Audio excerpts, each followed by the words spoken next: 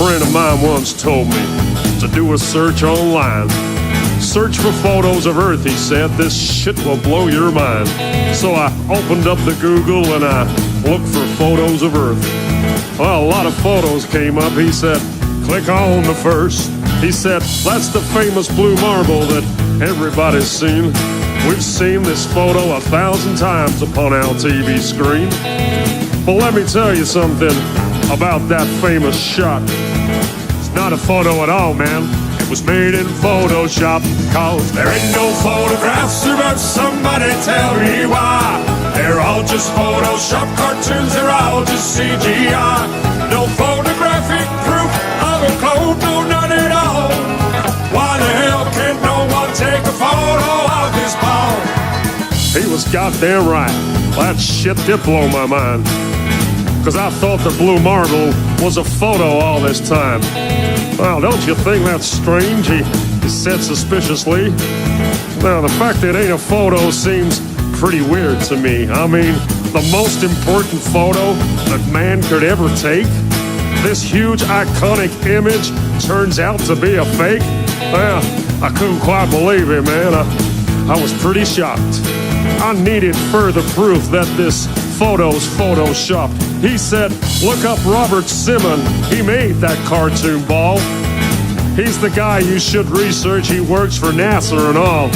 He openly admits that it's all just artistry. He said, and I quote, it's photoshopped, but it has to be. There ain't no photographs, but somebody tell me why. They're all just Photoshop cartoons, they're all just CGI. No photographic proof of a code, no none at all. Why the hell can't no one take a photo of this ball? Yep, every photo of the Earth is artist trickery. All the photos on Google, man, are as fake can be. Download all the photos and put them side by side. Compare all the continents, they're each a different size. Compare all the colors, each globe a different shade. If all of these were photos, man, they should look the goddamn same. Where's the continuity? There's none, no, none at all. All that NASA gives us is a bunch of cartoon balls. Cause there ain't no photographs, but somebody tell me why. They're all just Photoshop cartoons, they're all just CGI. No photographic proof of a code, no none at all. Why the hell can't no one take a photo of this ball? Now we're supposed to have this telescope, right, that's flying past the stars, taking beautiful photos of Jupiter and Mars. Well, I've got a small suggestion, NASA. Here's something you could do. Point that thing at planet Earth and take a shot or two, because there should be goddamn thousands of photos of where we live. But Hubble ain't taken one. That's suspicious, don't you think? We got all these fancy pictures of spinning galaxies, but not one goddamn photo of the Earth for us to see. Cause there ain't no photographs, but somebody tell me why. They're all just Photoshop cartoons, they're all just CGI. No photographic proof of a code, no none at all.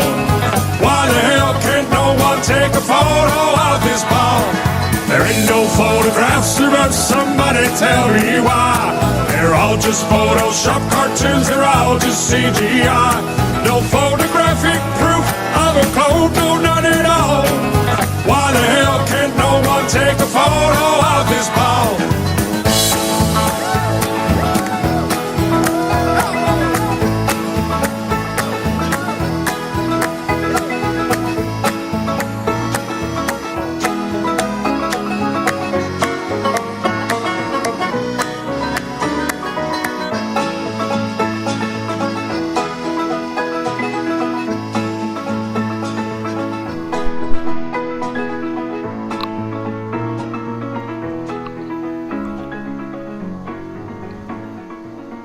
And welcome everybody to Globebusters, Flat Earth, Thinking Outside the Sphere.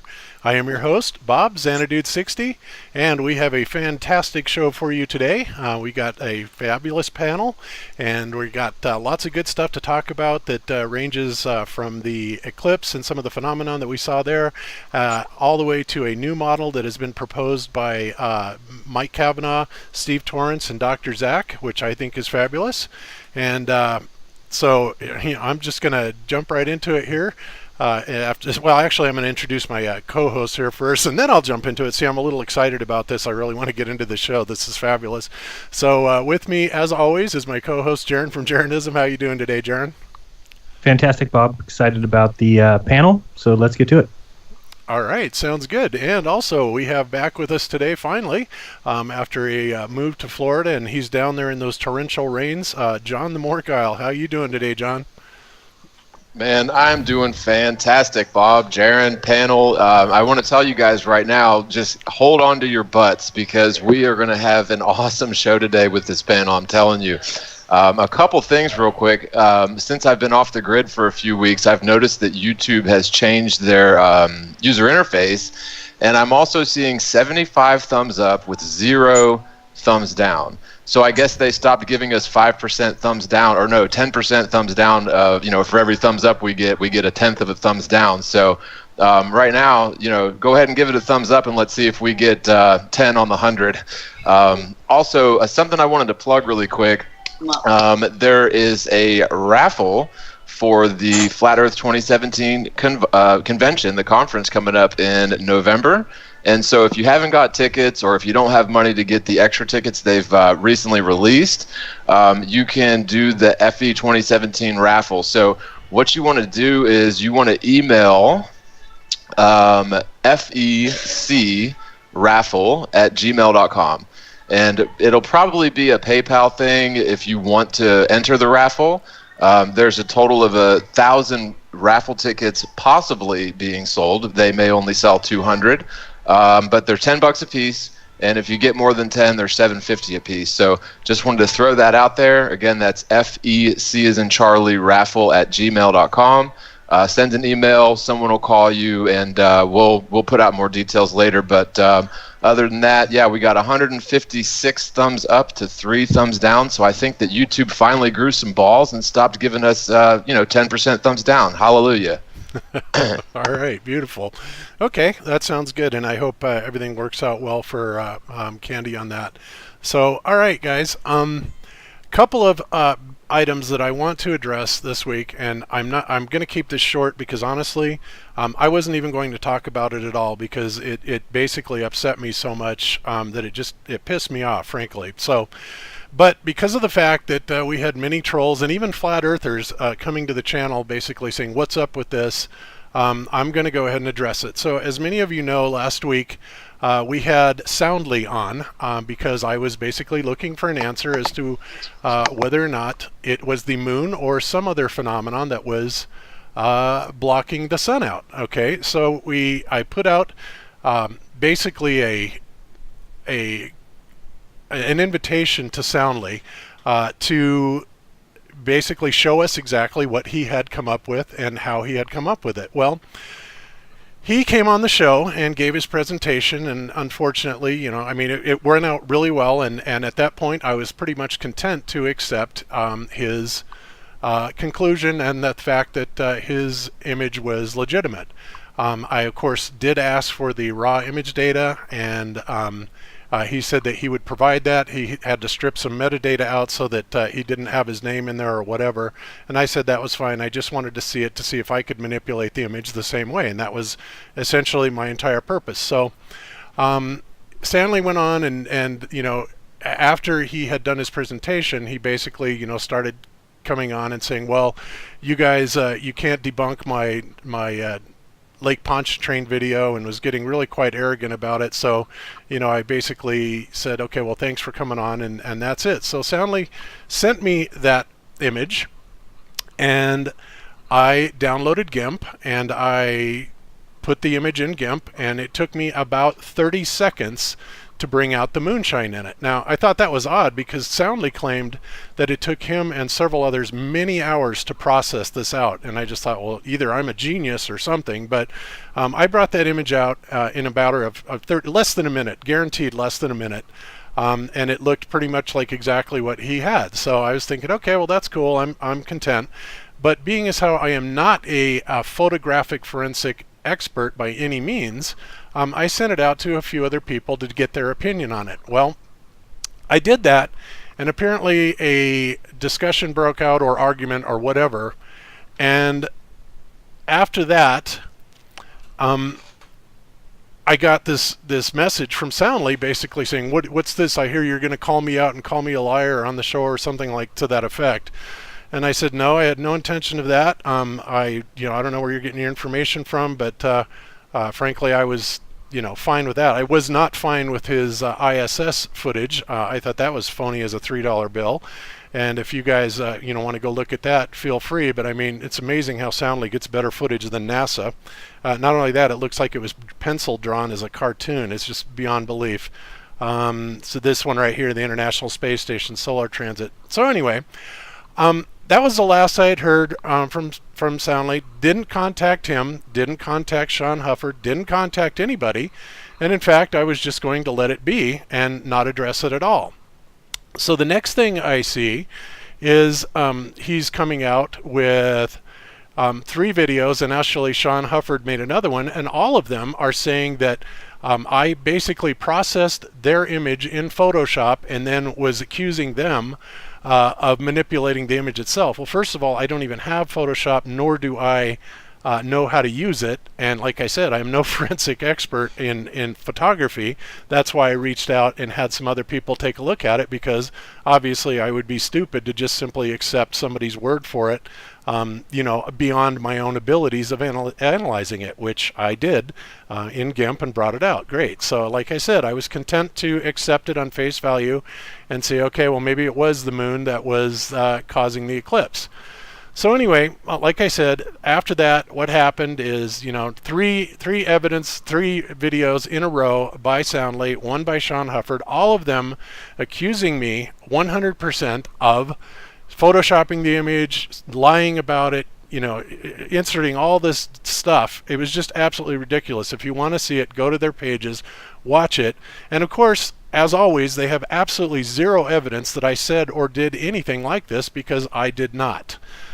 Which, honestly, it really upsets me, because I was trying to, reach out a hand and get some sort of collaboration going between the flat earthers and the ball earthers.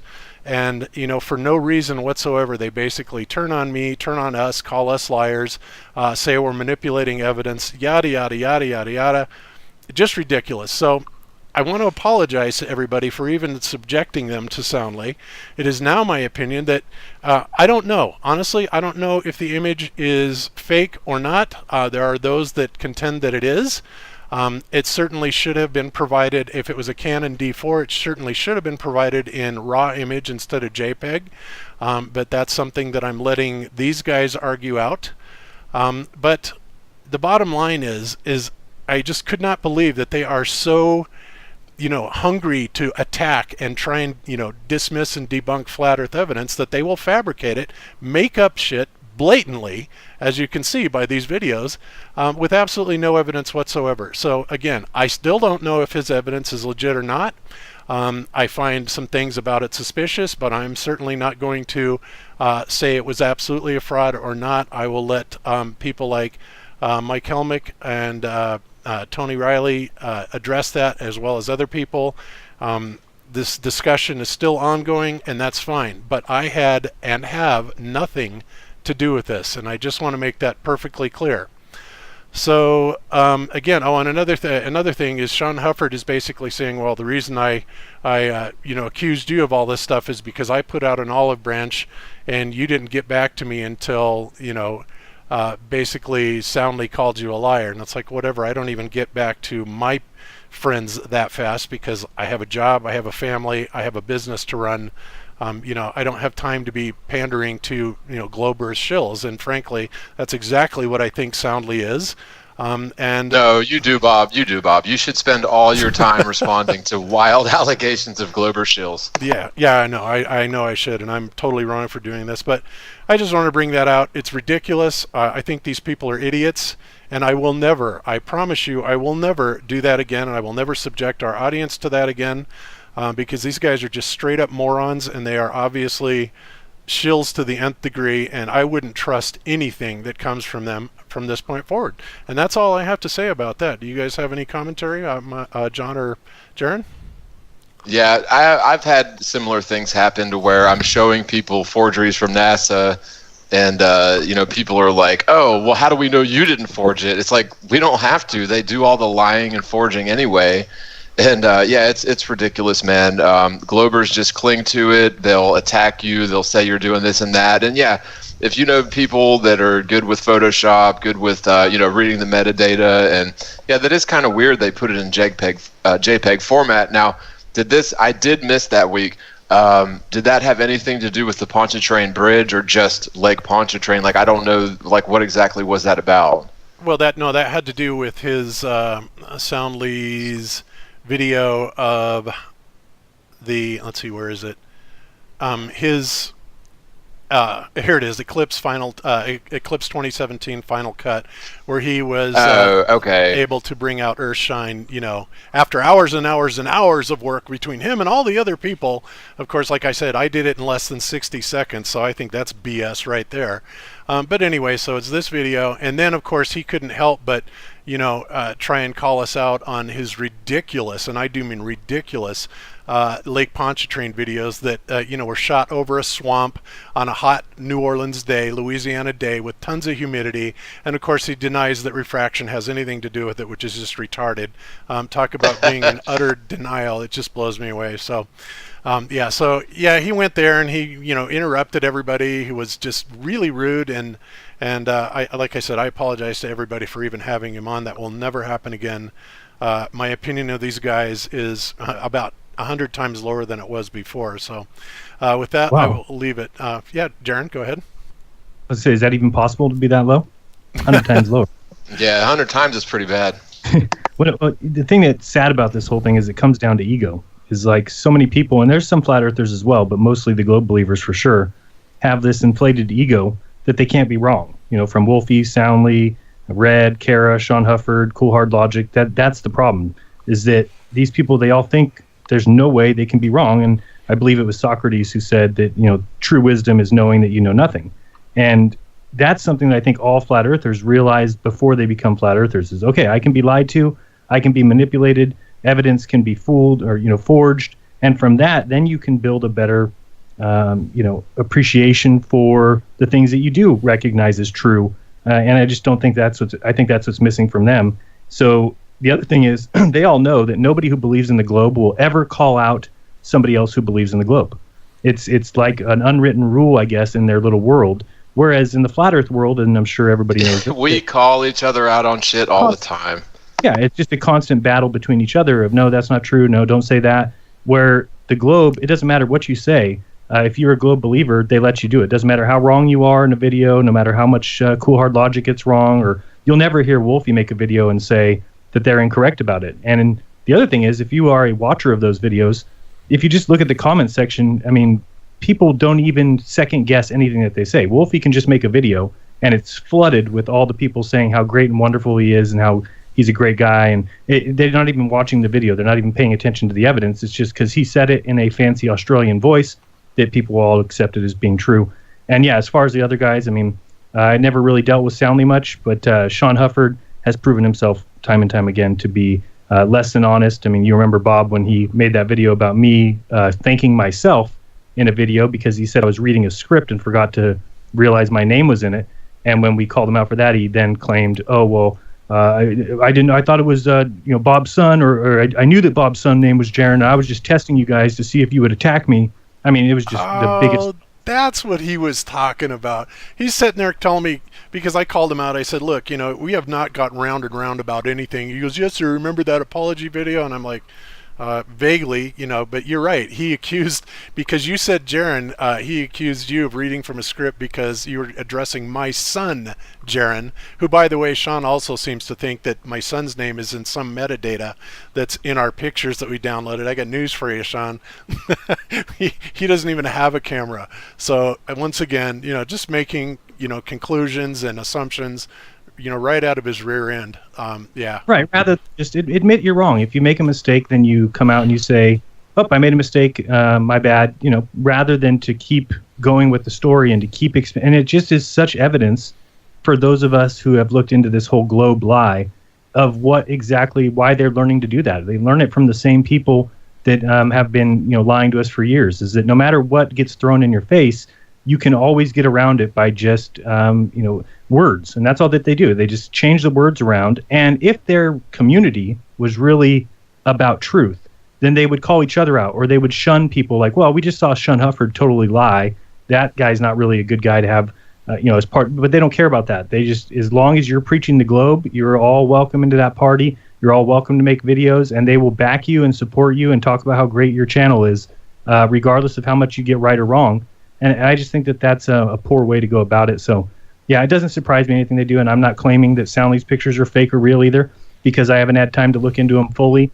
And even metadata can be faked. Even the EXIF data in an image can be faked. So once you realize that, then it's hard to bank on anything.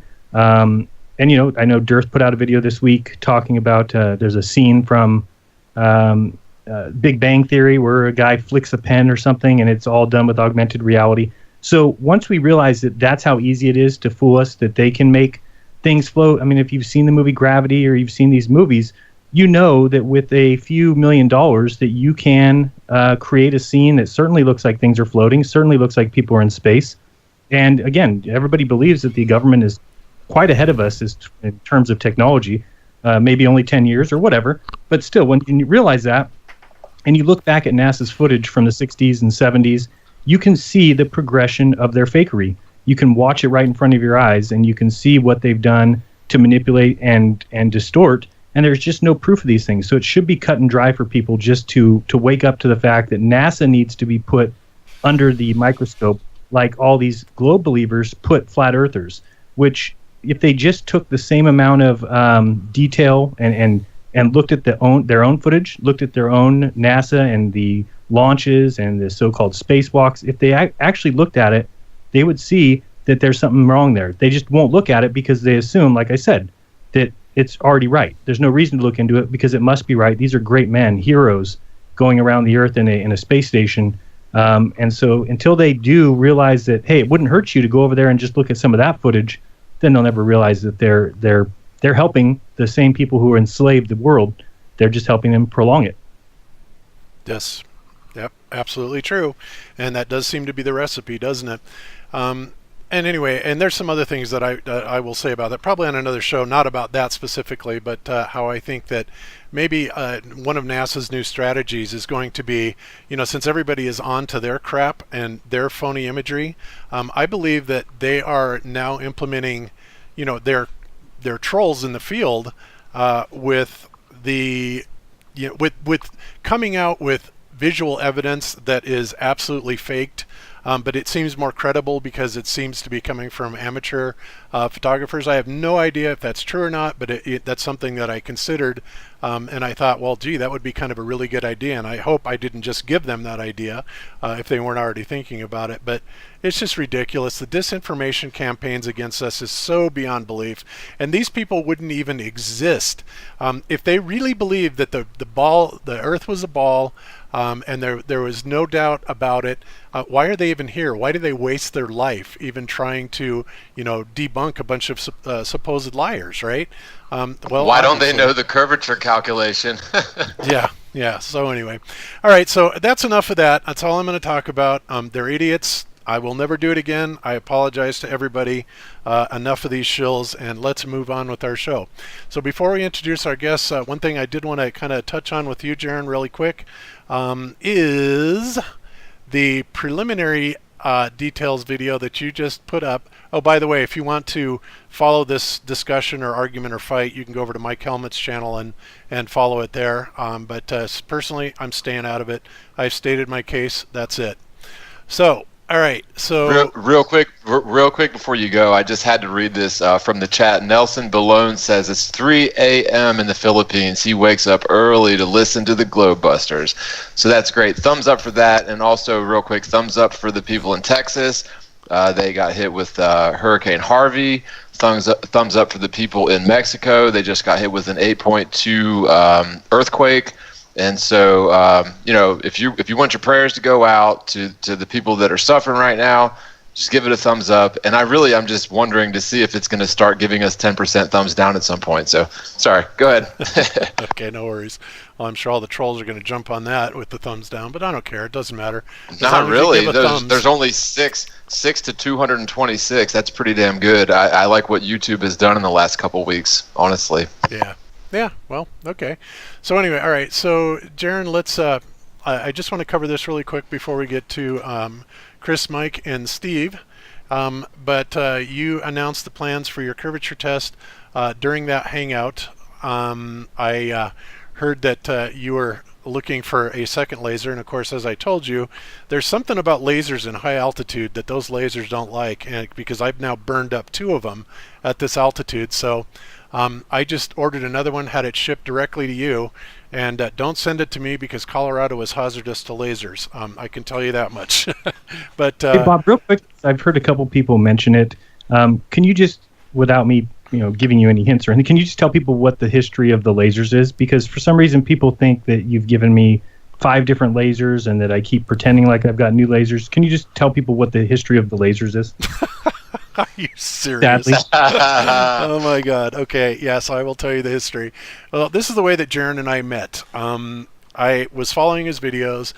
He a long time ago, over 2 years ago, 2.5 years ago, something like that, he put out a call and said, "Yeah, I want to do this curvature test, and if somebody could just send me a little pen laser or whatever, let me borrow it. I'll send it back to you in the whole 9 yards." Well, I wanted to help Jaron out with it, so I wrote him an email and I said, "Look, I'll buy you a laser because I just want to help out. That's great." So he was ecstatic about that. He loved the idea. So I went to Luck Laser and I bought a 1 watt. Yeah, it was a 1 watt, 1000 milliwatt green laser, and I sent it to him. And at that point, you did your experiment, and you had some problems with it, but you were able to get out your experiment, even though I called the police on you. But we'll leave that for another time. Well, it was from a good place. It was from a good place, yeah. It's just pretty funny how it all went out. So anyway, and right after that, of course, Jaron, true to his word, sent me the laser back. It arrived here. It did get some rain damage to it, which it stopped working pretty much instantly after that. So I don't know if it was Colorado. I think it was the altitude or something that killed it. But anyway, it died. And so I still have it around here, but it just doesn't work. So after that, he went and bought his own laser quite a while later, one of the 3 watts. And then I had bought another blue laser. And lo and behold, my 3 watt blue laser did the same thing. It burned up again, just ceased to function. And like I said, I talked to some people about the lasers and they said, well, high altitude does have a tendency to kind of screw with these things. So I said, okay, great, whatever. So Jaron has his one single laser that he himself purchased, and now they had these lasers on sale for a really good price. And when he put out a call and said that he wanted to do a second laser, I, without hesitation, ordered another one, had it sent to him, which he has not. Well, now, what do you have now? 5 lasers? And how many lasers is Bob going to buy from you? And I'm like, dude, I don't know what these people are talking about. It's like not even difficult to follow the story here. But no, I have my 3 watt laser. And again, same thing with you, Bob. I got it when I think you sent me the email or something. You had said that they had them on sale. And usually those 3 watt lasers can run, upwards of $400 or high 300s. Yes. And they had a deal, it was like $189, and it includes the whole package, the batteries and everything. So, with my own money, and this is probably January, I'm guessing somewhere around this year, that I bought that 3 watt laser. And then I did mention that after somebody called in on Raw and talked about the idea of doing 2 lasers at each other, because of what should be a crisscross or should be no way to keep the lasers the same distance away from each other. Hey, I got to tell you, man, that's a brilliant idea. I saw that video. That's you're spot on, brother.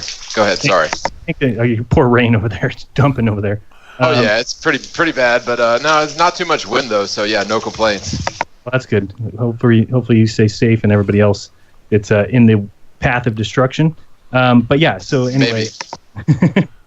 So anyway, I think that this test, it will be good, but when I found out that idea, I said, well, does Bob still have his second laser? And I knew Bob had talked about before that he kept getting lasers and they kept not working, probably because of the altitude. So that was awesome of Bob. Bob texted me the other day and said that he had another one on the way, so we will have 2 lasers, and that's the story. And yeah, it's unfortunate. The one I did send back to him, the very first one that we used, I guess it sat out on his porch and got dumped on with rain too, so... But you did get reimbursed for that, I thought. I did. Hopefully. I did. UPS actually paid for it because it wasn't all that expensive, and so they paid for it. So, yeah, to set it straight, I have bought Jaron. I bought the initial laser. Jaron returned it to me. I have it in my possession, and now I have bought Jaron a second laser. And this one I do not expect to come back because honestly, all it'll do is burn up at this altitude. So I have bought Jaron now a total of 1 laser that he may keep, and that's it. So don't cry fess about up, Jaron. Fess up, Jaron. I picture like Missa opening a closet right now and like all kinds of lasers come falling out. That's what I'm saying. Fess up, man. You became a flat earther to get a bunch of free lasers. Maybe you'll attach them to the heads of sharks. All right. So anyway, yeah, go ahead. So go ahead and just touch on the details of your curvature test, and then we will get on to Mike, Chris, and Steve. Okay, yeah, and I appreciate everyone's responses and comments on it because that's what I really wanted, and I think some people have helped me see easier ideas, like now I don't think we're going to do the drilling part. So I just think it's a good test. It's a test that, I've heard people say, well, what about refraction? What about, and this is the reason that we're doing it exactly like this, and maybe I should have done a better job of explaining why it's come to this test. But with this stretch, and you're looking at it on the screen now, hopefully, that stretch right there is about 4 miles long. It doesn't look like it. If you look at it, you'd be like, what? How is that 4 miles? But really, if you look at the cars down in the front center towards you, you can see the little trucks there that, okay, well, now if you move that truck over there and picture driving down that road. And actually, if you look at the left side, you'll see that the road itself actually ends at about 3 miles. You can go down to right about there. Yep, that little notch. That's about 3 miles there. And so we want to test that section. And since water is level, that's something that everyone agrees to, both ballers and flat earthers, then basically if you shoot a laser from the close end here on the left down towards the end of the little slough here, that laser, if the earth is curved, should end up at a higher spot than where it started. That's basically the test in a nutshell. Is after 3 miles it should be 6 feet higher. So if we hit the first post at say 3 feet high, then it needs to hit the last post at 9 feet high. And so that's what we're going to be testing, and I've had a lot of people who have given us their suggestions and opinions. And I did find out, because a lot of people have asked about this river and does it flow, and if it flows, it's probably slanted. I thought it was called a slough. I guess it's actually called a canal, but it does not. From the people who work on these farmlands here, they said it's usually very stagnant. So it just sits there. And then when it rains or whatever, then I guess that must flow somewhere just because it's getting fuller. But it's all controlled with gates and locks, and it's all part of that San Joaquin River and Sacramento River system. So that's pretty much the plan. I'm not positive of the date yet that we're going to do it. The biggest issue still remains the laser diameter and what it will be after 3 miles. Again, we had fog here last night, so we weren't able to test it. But first free night, I'm going to go out and test our laser. That's the 3-watt blue laser, and find out what diameter it is after 3 miles. We assume it will be less than 10 feet. That's what the 1-watt green laser was. But until we test it, I won't know for sure, and then we'll kind of go even further from there. So that's basically it. All right. Another thing too, I would just mention, you can clearly look at that thing and see that it's not 6 feet lower at the end than it is at the beginning. I mean, it's flat. Yeah, and it's stagnant. I mean, if there was a curve in the middle of that, I mean, I guess everywhere is the top of the earth, right? Allegedly, but yeah. I tried to explain to people in the video, as I said, if you are a ball believer, this is your chance to kind of jump ship before it's too late, because it cannot be curved. I mean, and yeah, am I going in with a bias in this experiment? Well, I have a anticipated results, but I'm going to report exactly what I find. If I find that it does drop, then that'll be the report. But when I think about it, I say, well, how could it drop? Because that means that then the water would flow in that direction. And that's just what's going to happen. So we'll have to see. And what I didn't finish saying there is the things like refraction that caused problems everywhere in every kind of measurement. When we did our ocean test, also in the Bedford level experiment, all these experiments over water, and I've had a couple people come and say, why don't you put those buckets and the sticks in the water? Well, the reason for that is because we're trying to stay away from refraction. By doing this up on the road there, which is next to the water, then we're staying away from refraction, and by getting it off that street enough to where we're not getting asphalt-like heat and doing it later in the afternoon, all these things are meant to remove the variables that have caused problems in other experiments. And then using a theodolite to basically measure the distance between where the laser crosses the post and the water, that is your true distance above sea level. And so when we measure the distance from the water to the first post versus the water to the last post, we should see a difference of 6 feet if the Earth is a ball. Yep, there you have it. All right. right. That's a big if. Big if. Yeah, that's a big if, which none of us, I'm sure, believe. All right, cool. So now that we have got that handled, I'm going to go ahead and introduce our guest today. And we have three very distinguished gentlemen with us that have a very extensive technical background between the three of them. And I personally love the work that all of them are doing because, like I said, it goes right along with what I've been thinking. Maybe a few differences, and honestly, I've learned some stuff from all of them, and hopefully, that's what it's all about, right? So let's first get to our first guest, who is FE Astronomy, Flat Earth Astronomy, Mike Cavanaugh, and Mike has kind of headed up the team that is comprised of Steve Torrance and Dr. Zach, and their video that they came up with this week, or last week I should say, is the Flat Earth Absolute Must See, which, if you haven't seen it, is absolutely incredible. It's based on a magnetic model and how it affects what we see and how we see the sun and all kinds of stuff like that. So Mike, how are you doing today? Well, I'm okay. Thanks for having me. Okay, well, we're glad to have you, and we're looking forward to some of the stuff that you're going to be sharing with us today. And like I said, I think that this video is absolutely outstanding, and it's really going to take us a long ways once we get it developed. Yeah, it took me 2 years to make a video because I had many epiphany moments when I thought, yeah, now I got him. I got the globe, and then I tested it in a model, mostly with Steve, and then the model was right and I was wrong. So I waited 2 years before actually putting something out there because I knew that just presenting the current models was just an insult to my own background in astronomy, so to speak. I knew that those didn't work. So I contacted Steve, I think it was over a year ago or something, on his channel, and asked him if he wanted to do a project with me regarding the drift pattern of the sun. And I showed that in the video also, that preliminary test we did with December solar drift. And that was actually based on another project. I was trying to disprove the motion of the sun was different as expected on the globe, but it turned out that I was wrong and the model was right again. So, but that drift pattern was staying in my head all the time. I was thinking, how is it possible that the sun crawls along the azimuth on a slower rate in the north in winter, and that same object is crawling along the azimuth faster in the south? That's two different observed speeds of the same object. That just boggled my brain. I said, any physical object cannot do that.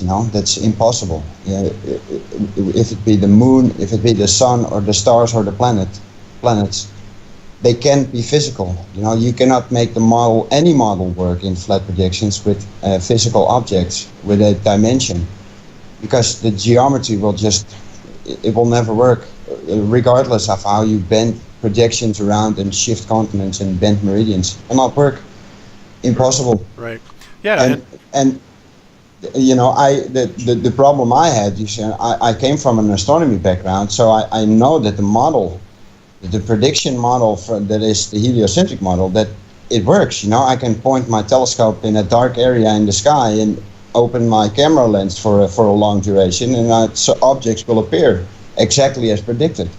So the model is right, but the shape of the Earth is missing. You know,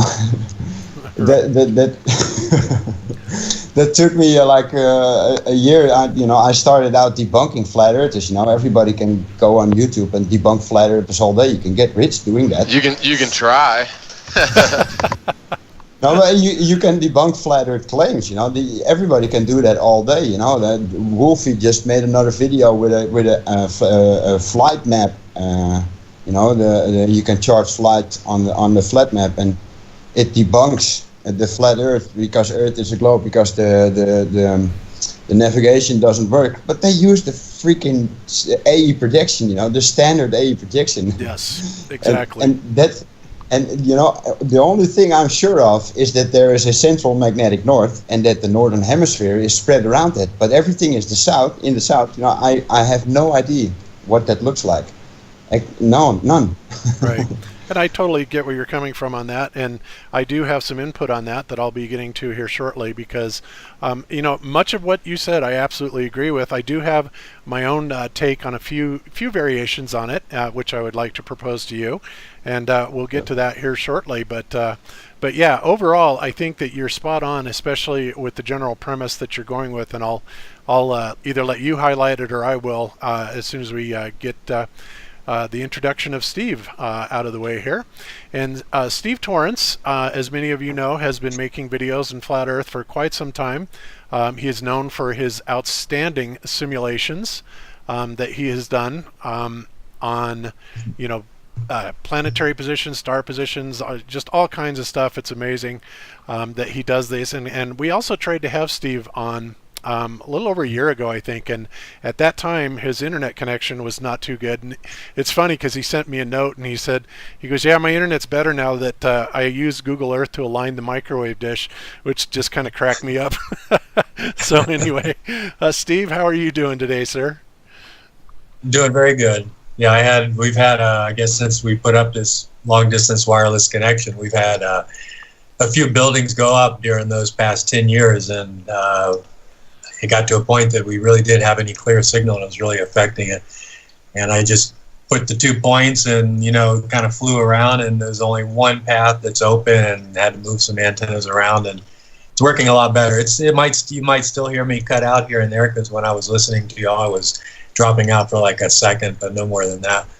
But otherwise, it's pretty good. Okay. You're golden, man. You're solid as a rock great. now. Yep.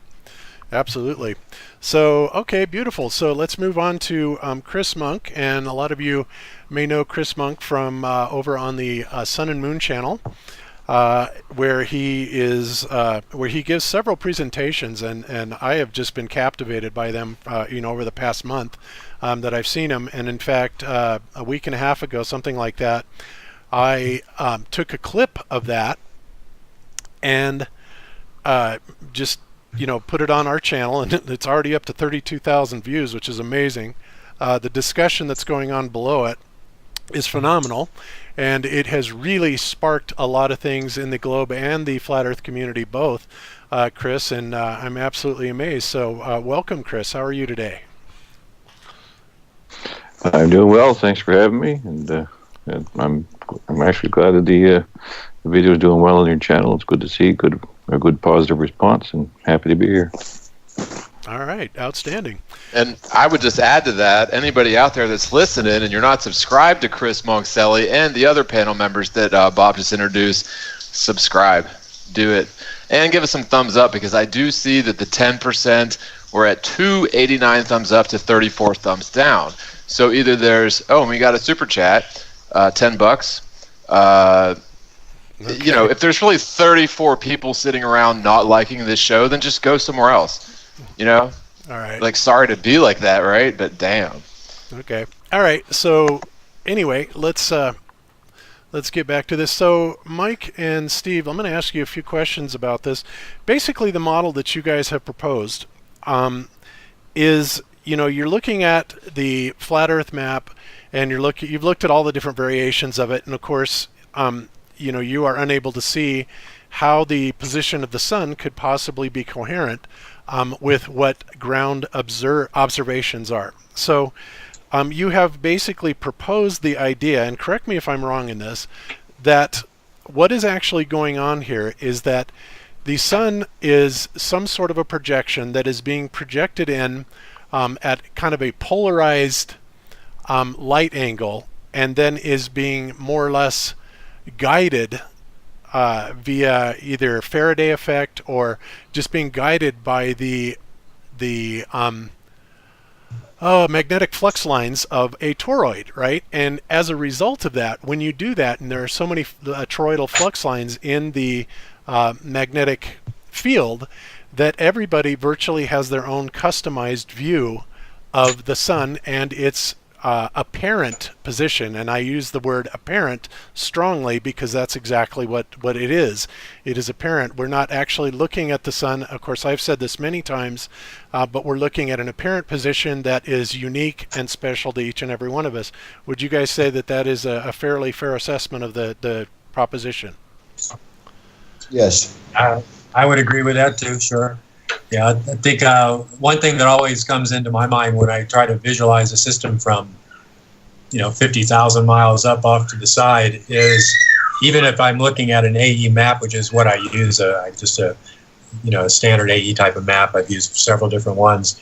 Looking at it from that distance and putting the sun at what I have around 4,000 miles up and the moon too around that area, and then just imagining that the atmosphere is 100 to 200 miles thick.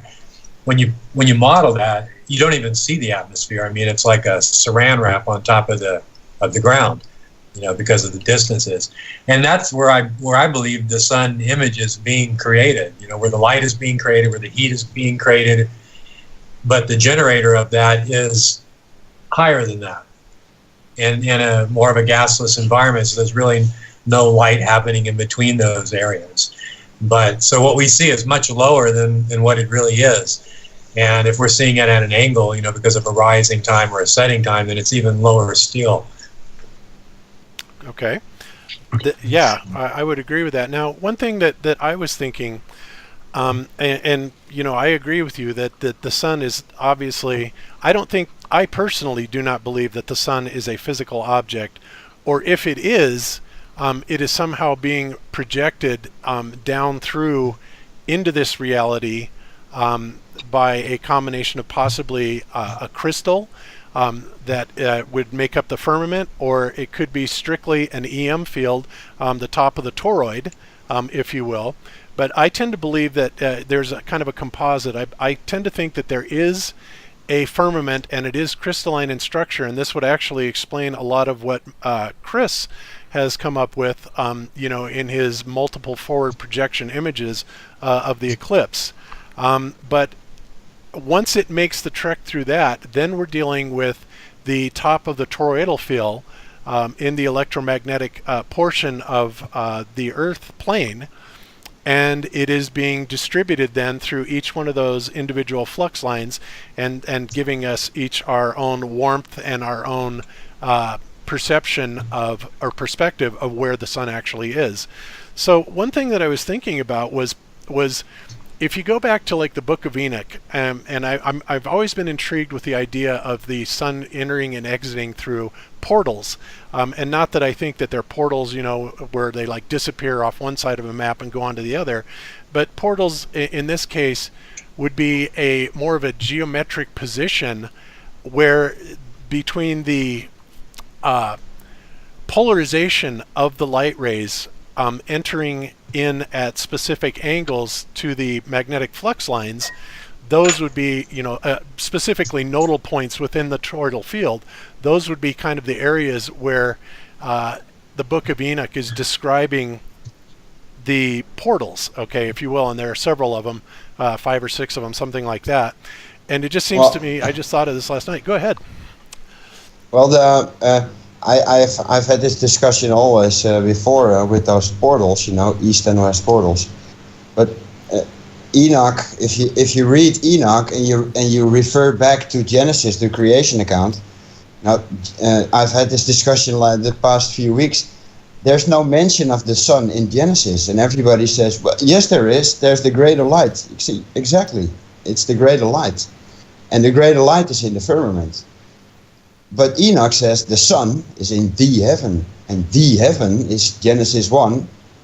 In the beginning, God created the heaven and the earth. That's two separate creations, you know. So the sun, which Enoch mentions, is not in the firmament. The light is in the firmament. And that fits this projection model exactly, because we are seeing a projected light that is projected in the firmament. And with regards to the flood lines, the two celestial poles, you can create that by putting a charged surface in the sky, you know, with a current flowing from the North Pole to the South Pole. When you look in one direction, there will be a centrifugal field around that charged surface that's spinning in one direction, and if you turn around and look the other side, it's still spinning in the same direction, but visually it's in the other direction, you know, and that's how you create the two celestial poles. Yes. And everything is just created from projected from an outside projection inside that electromagnetic field. And where you stand on the map is basically your projection field in the sky. And that's two centrifugal fields. If you start walking from north to south, you will have the northern celestial pole behind you, and you will start seeing the southern celestial pole coming up in frame or in visual. You know, you have to get over the equator to see it, but that's how you create two celestial poles, by putting a charged surface in the sky, and that creates those centrifugal fields, and those centrifugal fields can carry all the motions for every object in the sky. Yes, absolutely. And that is, I could not agree with you more on that, because in my view, what we're looking at here is the Earth is basically a giant capacitor, if you will. We've got the ground itself, the Earth ground itself, not only acting as the dielectric inertial plane, but as acting as the cathode in this circuit. And the sky, of course, would be the anode.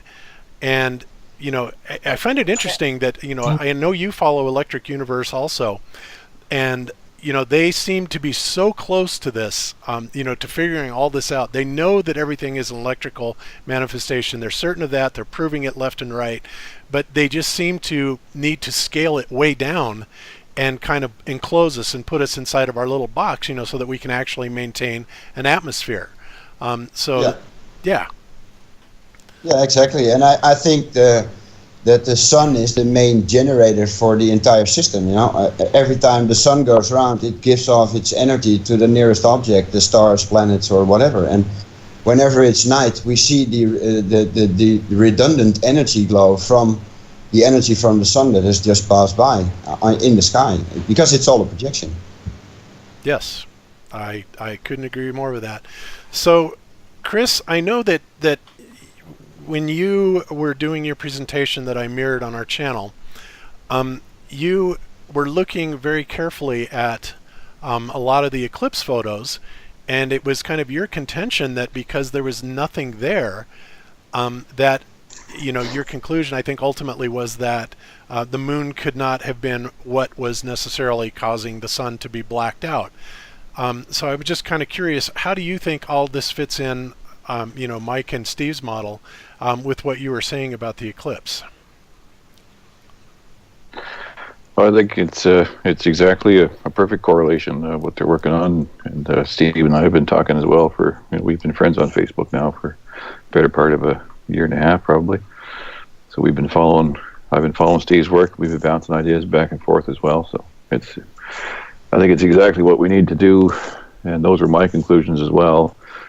I looked at, you know, hundreds and hundreds of photos and raw data and P900 videos and everything, and did the analysis on the photos, and couldn't find any solid evidence that the moon was actually a direct cause, or even in the frames of most of the pictures right there.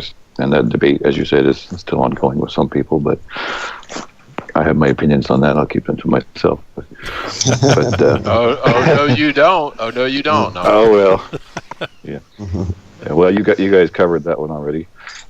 But yeah, my conclusions were that we're seeing an electromagnetic interference pattern and wave fronts interfering with the eclipse. It is actually the moon that is blocking the sun, but it's not a rock in the sky.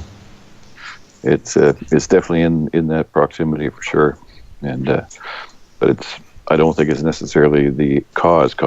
Like they're both in the same electromagnetic toroidal cone, so to speak, and we're getting a definite cancellation of light and reflection of light in that.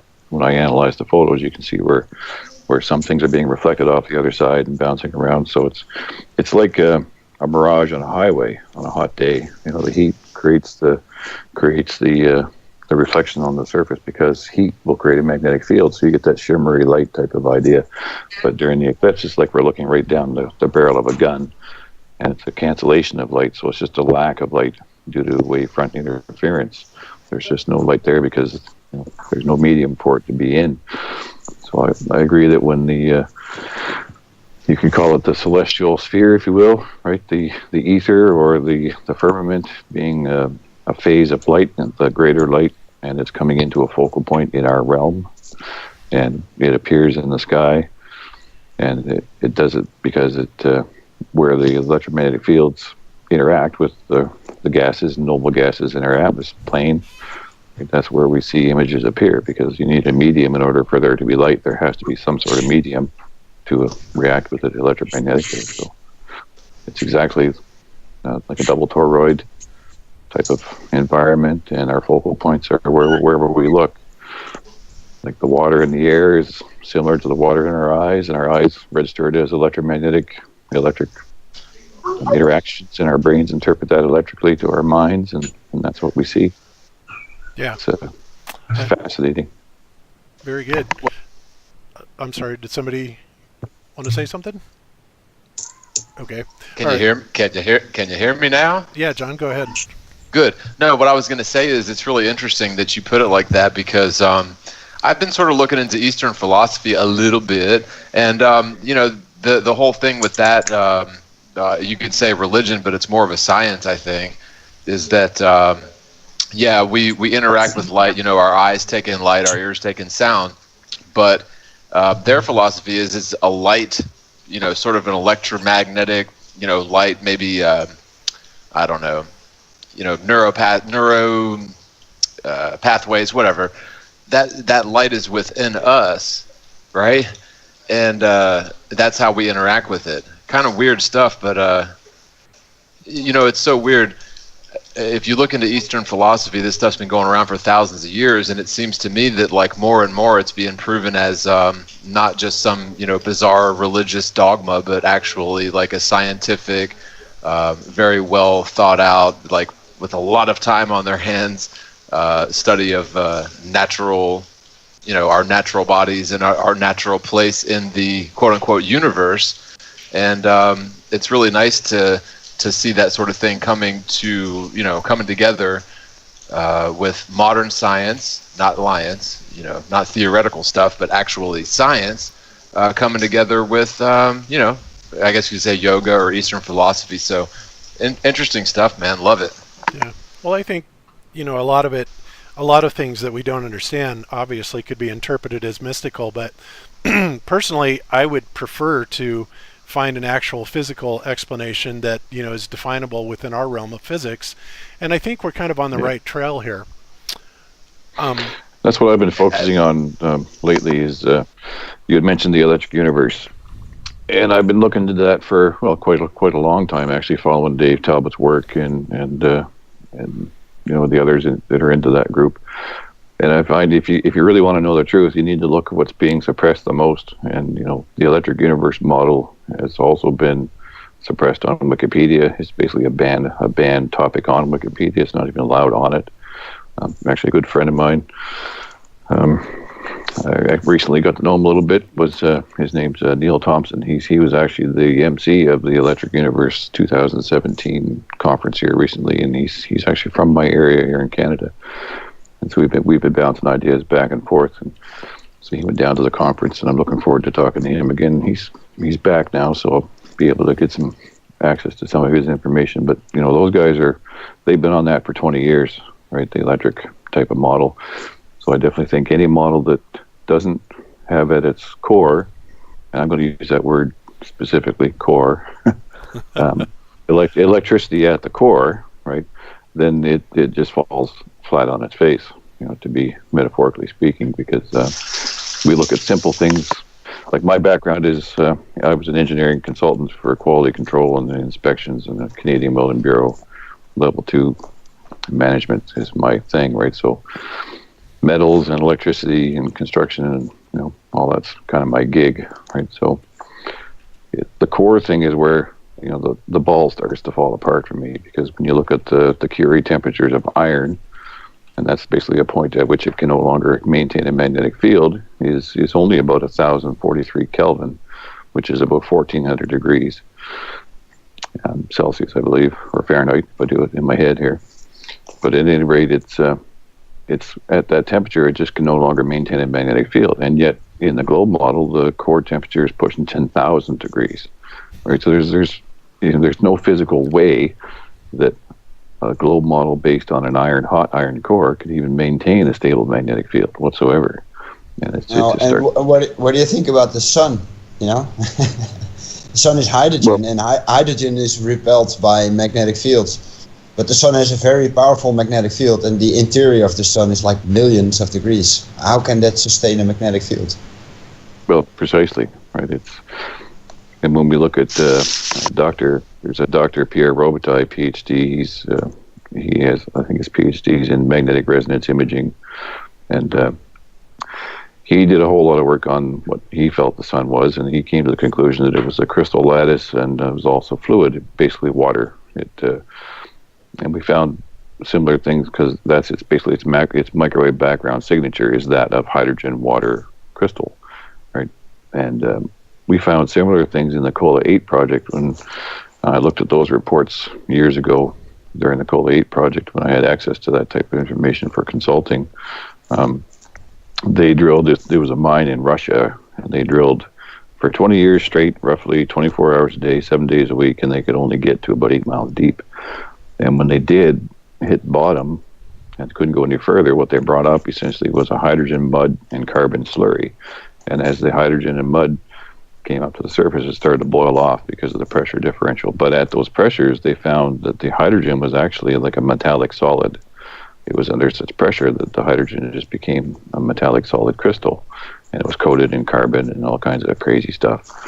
And so obviously that's the perfect core for a capacitor. Like Bob says, it's a superconducting capacitor surrounded by a Gaussian sphere, which we perceive as the celestial sphere. And then the electromagnetic toroid focuses everything to our perspective, and it just renders to us as our reality. So it's amazing, really. So being the ground being like a capacitor in the ionosphere, or Atmos plane being the other plate of the capacitor, you think lightning and cloud creation are taking place when there's a voltage differential, or when there's like a high charge on one plate versus the other? Absolutely, yeah. Agreed. Like I see the plane of Earth being like the neutral of the capacitor, and then the Gaussian sphere above being the positive, and then the negative on the other side, right? And it's a three-phase circuit. Down the dielectric that's in the middle, which in this case would be vapor. Yeah, vapor and water, and we know the oceans. The tides. We only see the tides in the oceans have salt, right? So it's a salt water catalyst, and it's a dielectric medium. So that's and the nodal points of all the tides are local to.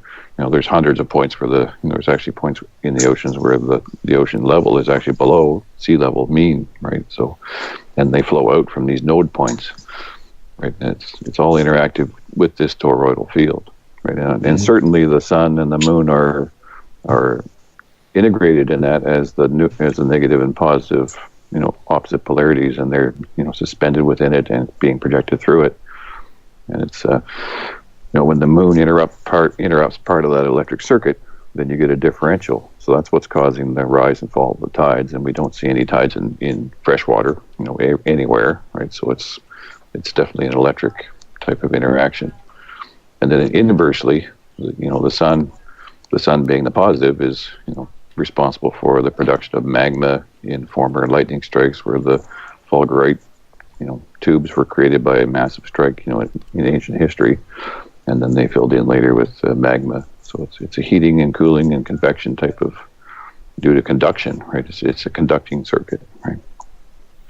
Yes, very good. Yeah. Okay, and induction to be more technical, it would be an induction circuit. Yeah. So I was going to say, in layman's terms, just sort of jumping back a little bit, a globe Earth or a globe sun that's molten, the center of the Earth is allegedly molten lava with an iron or nickel core, and the sun is supposedly doing this whimsical theoretical act of hot atomic fusion. I'm sorry, but you can't get magnetic fields out of non-solid state magnetized metals, right?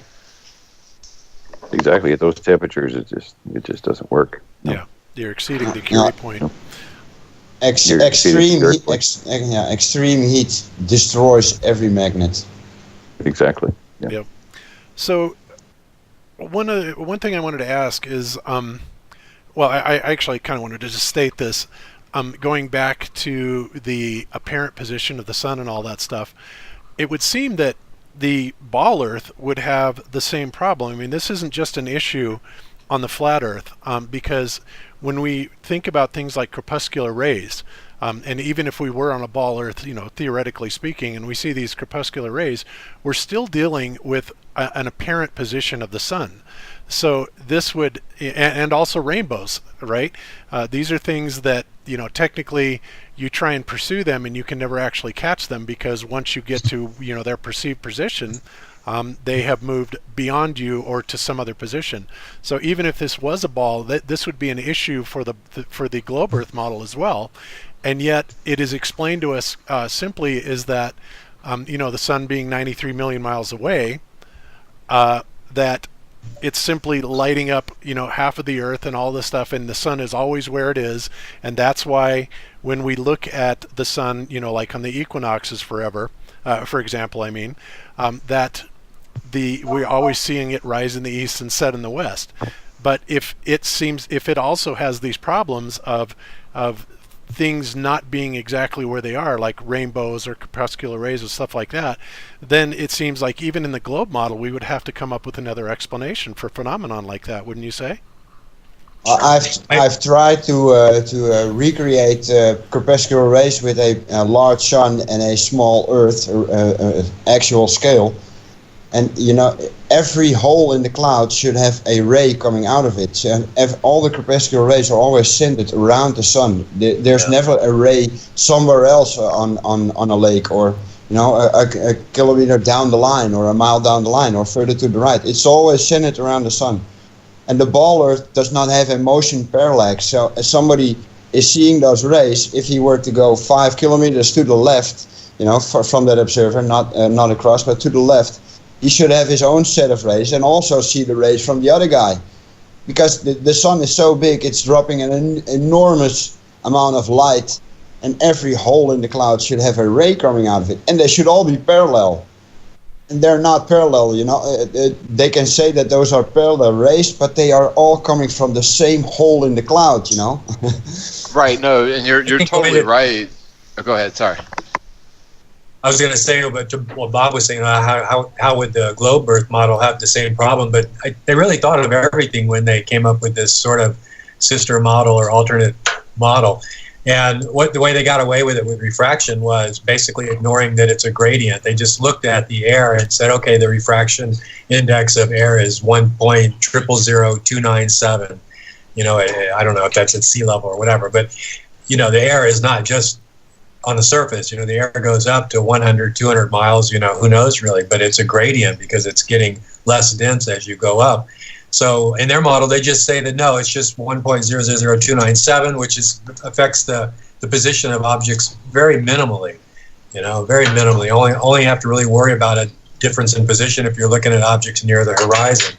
So they minimize it. And then what did they do to make up for that was they put the ground as a curved object. So to me, the ground is a physical representation of an optical effect. We see things curving around us because of refraction. But instead of telling us that we're on a flat plane and that's how refraction works and here's the math for it, they say, hey, you're just on a ball of this size and you don't need to worry about refraction. So very minimal effect. So I think that's how they were able to keep the models similar. They always had to have a similar explanation, things like elliptical orbits and speed changes. They had to have a logical explanation on how that worked in their system, and I'm sure they had a lot of big brains working on it because they came up with some pretty good stuff that's, you can support it, even though it's a cartoon to my mind, it's science fiction. To somebody that doesn't have a good grasp of the science behind it, you can easily convince them that it's a workable model and just keep talking about gravity, You're absolutely right about the changes that they've made in the curvature of the Earth and calling that fraction, because even I was reading about the curvature of other terrestrial planets the other day, and it says that, the moon is 50% of the Earth as far as how far you'd be able to see. Well, then you just do the math, because it really is just the square root of the radius. So the square root of the radius of the moon comes out to about 32, and the square root of the radius of the Earth comes out to like 63. So that means 63 miles is where the horizon should be. So they're busy telling everybody that the horizon's 3 miles away, and we can't see past the horizon. Then you'll even have Globers come to you and say that there would be no such thing as a horizon if it wasn't for the ball Earth. So everyone's been completely taught incorrectly. Technically, the horizon is 63 miles away. And so the horizon that we see has nothing to do at all with the physical nature of where we live. And that's something people don't know. Has much more to do with fact. Well, this is it too in construction, because I was in the industry for 20 years, right? And so UGS 1984, it's interesting how they hide the mathematics subtly, and it's compartmentalized, right? In UGS 1984, and I'm sure Steve has looked at it, and Dr. Zach, I know he's obviously looked at it. They apply a flattening factor of almost 300% to the actual sphere model of the globe when we do our surveying analysis, and we apply a curve correction factor in survey, but that's only applying the curve correction for the lensing in the theodolites and the atmospheric refraction. And I don't know the number for the curve correction off the top of my head, but it's about 300% to squash the sphere down to an ellipsoid. So a UGS 1984 is actually an ellipsoid, which essentially is the shape of the dome. Right, it's the shape of the firmament and projected to a flat plane, and those are the actual numbers. Yeah, exactly. That's why they call it. That's why they call it the WGS 84 flattened ellipsoid datum, right? Precisely, right. And then what we do is when we set up theodolites on a project, we set 3 theodolites up, and they're spinning and they're correlated to the so-called GPS system over a 24 hours period. Sometimes you let them run for a week, and you'll see how far they move. So what the WGS 1984 standard does, it assigns a fictional center of gravitational mass, like a center of gravity, to a fictional sphere, and calls that at this point in time. So it's gravity in time, and we know that gravity is just another fiction, work of complete fiction, right? So they assign it to this fictional center of mass that they just basically calculated. This is what it should be if it was a sphere. This is the center of mass, and then they measure how far those theodolites move. Right, so it's just projection in time on a flat plane. That's all it really is.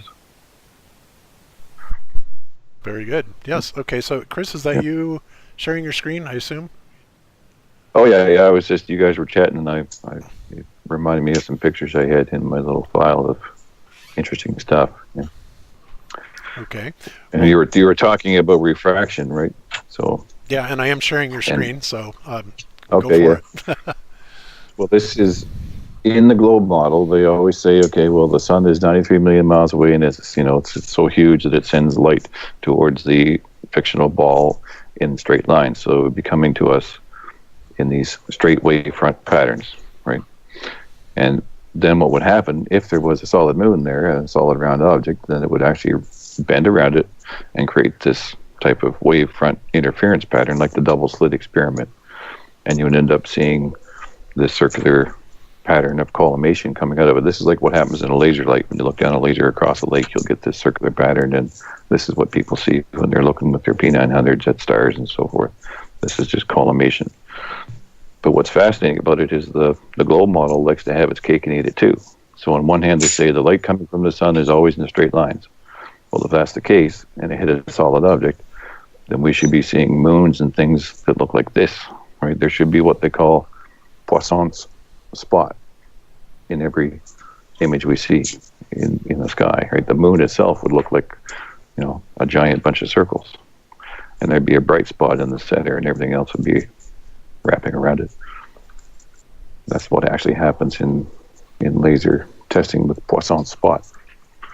Right? And we didn't see this. This is another interesting thing, that we didn't see this during the eclipse. I was looking for this in every photo that I analyzed. I was looking for this little bright spot. If I zoom in here a little bit, an eclipse would actually look more like this, in theory. If there was actually a solid object interfering with straight line waves coming from a sun object 93 million miles away, then the internals of the eclipse should look like that. And they didn't. So that was the results of most of my research into the eclipse.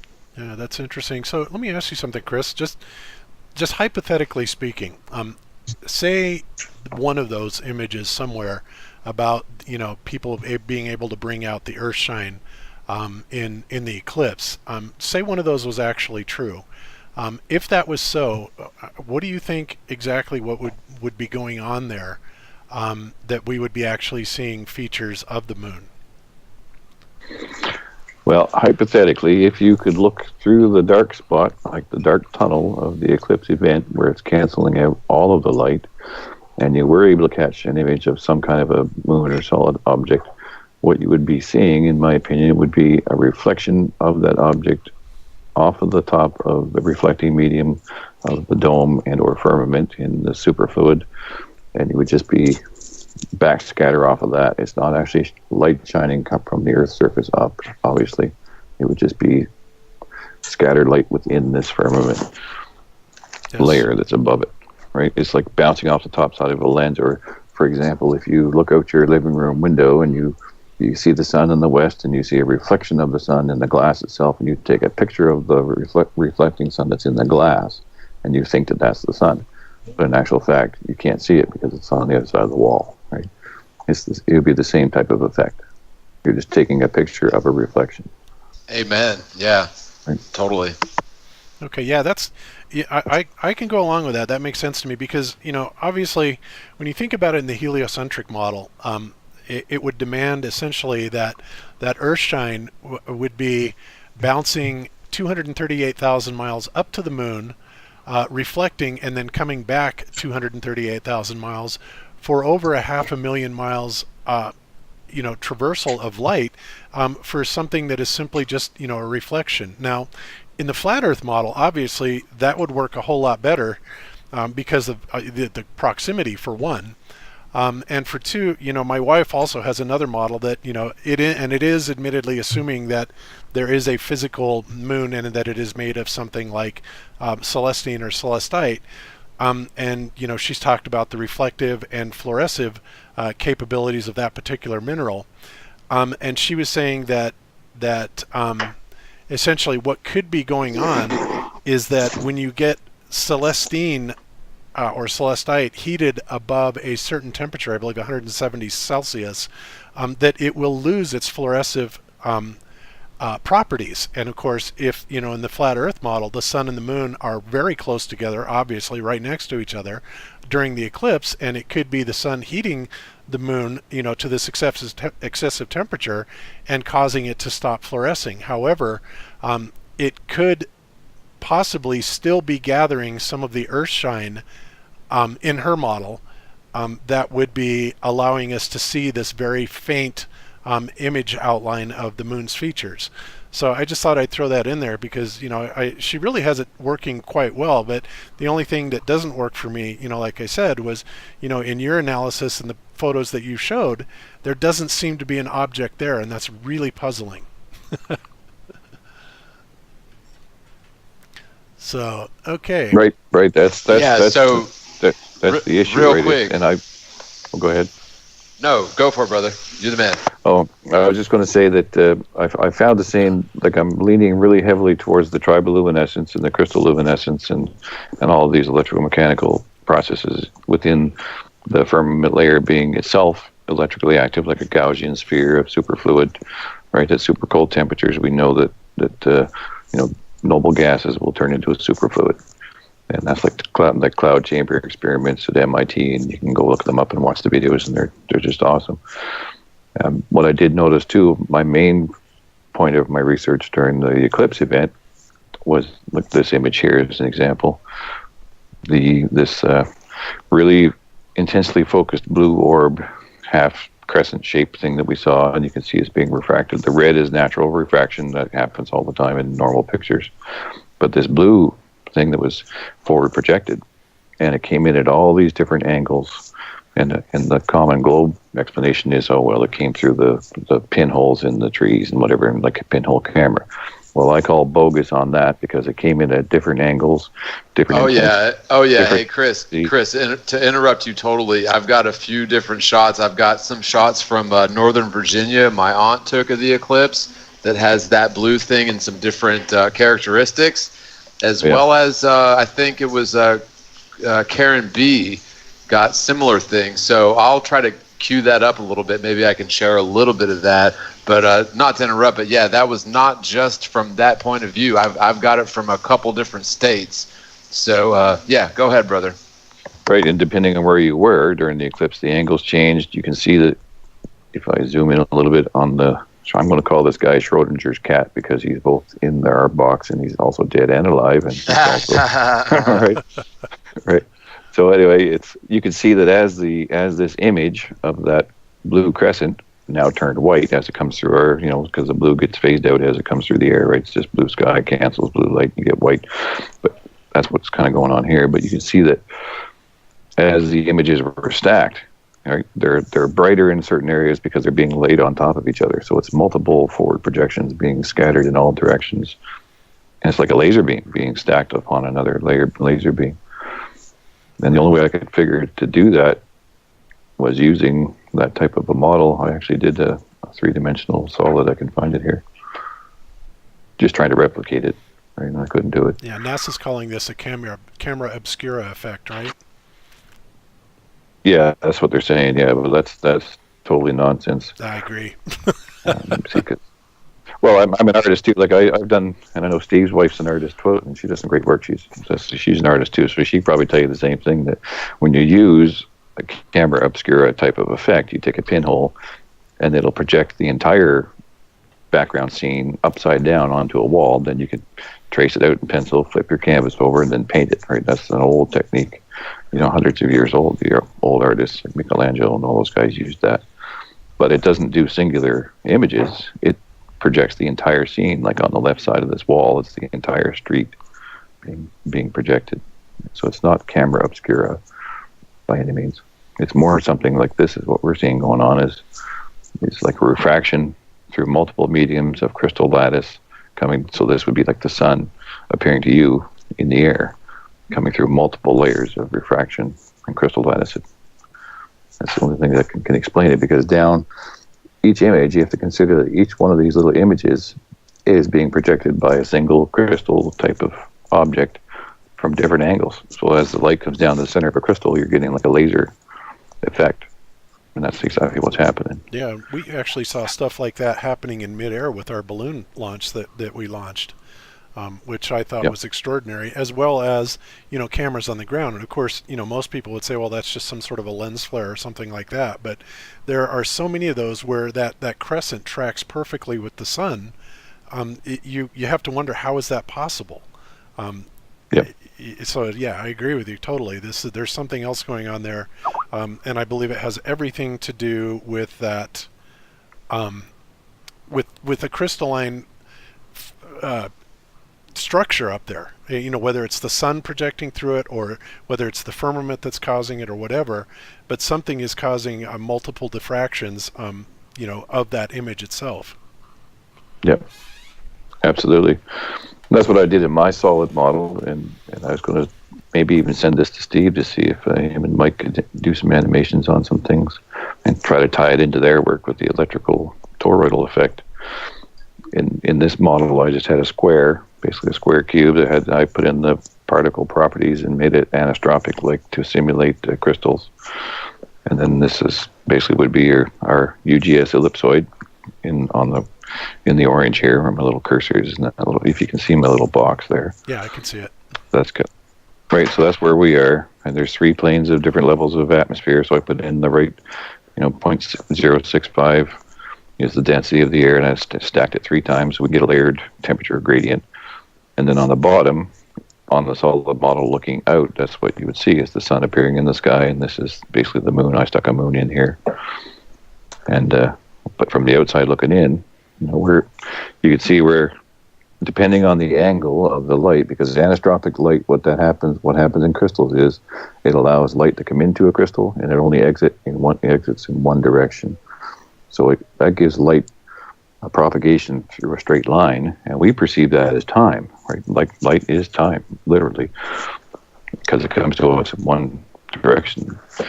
If light scattered in all directions, which it should in theory in the vacuum, right? That's what happens in a vacuum. It just scatters everywhere equally. Then we would have, like, space to us just be a giant glowing glow, right? Until once it hit our atmosphere plane, everything would light up. It would just be crazy. It wouldn't be any direction to any light. It would just be everywhere all at the same time, completely saturated. So in the model I'm developing, and I'm not showing the toroidal field here, but I do have a toroidal field up above and below this, and that's where the focal point would cause the sun. It's actually in this crystal lattice of the firmament, call it the firmament or superfluid space, which is full. It's not a vacuum, It's the sun appears on the dome itself. That's where we see it up here in our sky, which is the UGS ellipsoid 1984, right? And we see it here. So, like you were saying earlier, as you travel around in that, it hits that, refracts to your focal point, and you see it wherever you are. Underneath that is where you would see it rendering to you. So these are just shots of what that model will render. That's it. There it is right there. Right.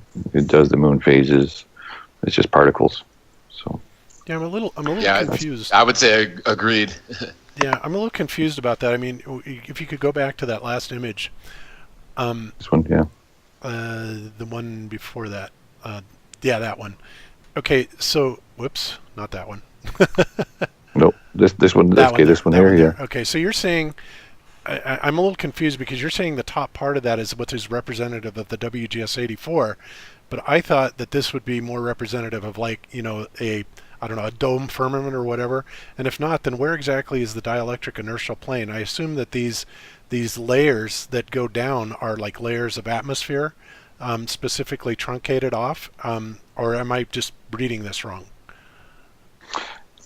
This would be, the blue layers are just different layers I put in for plane atmosphere, right? So they're just a different gradients of density. And this is like a pressure, the dome, you could call it the dome, is the pressure wave or the pressure point of a magnetic field. So it just kind of, electricity creates pressure, right? So it has to be a closed system in order to have pressure, right? Because you can't just have air exposed to a vacuum, because there's nothing for it to be held together with, right? It would just be blasted off.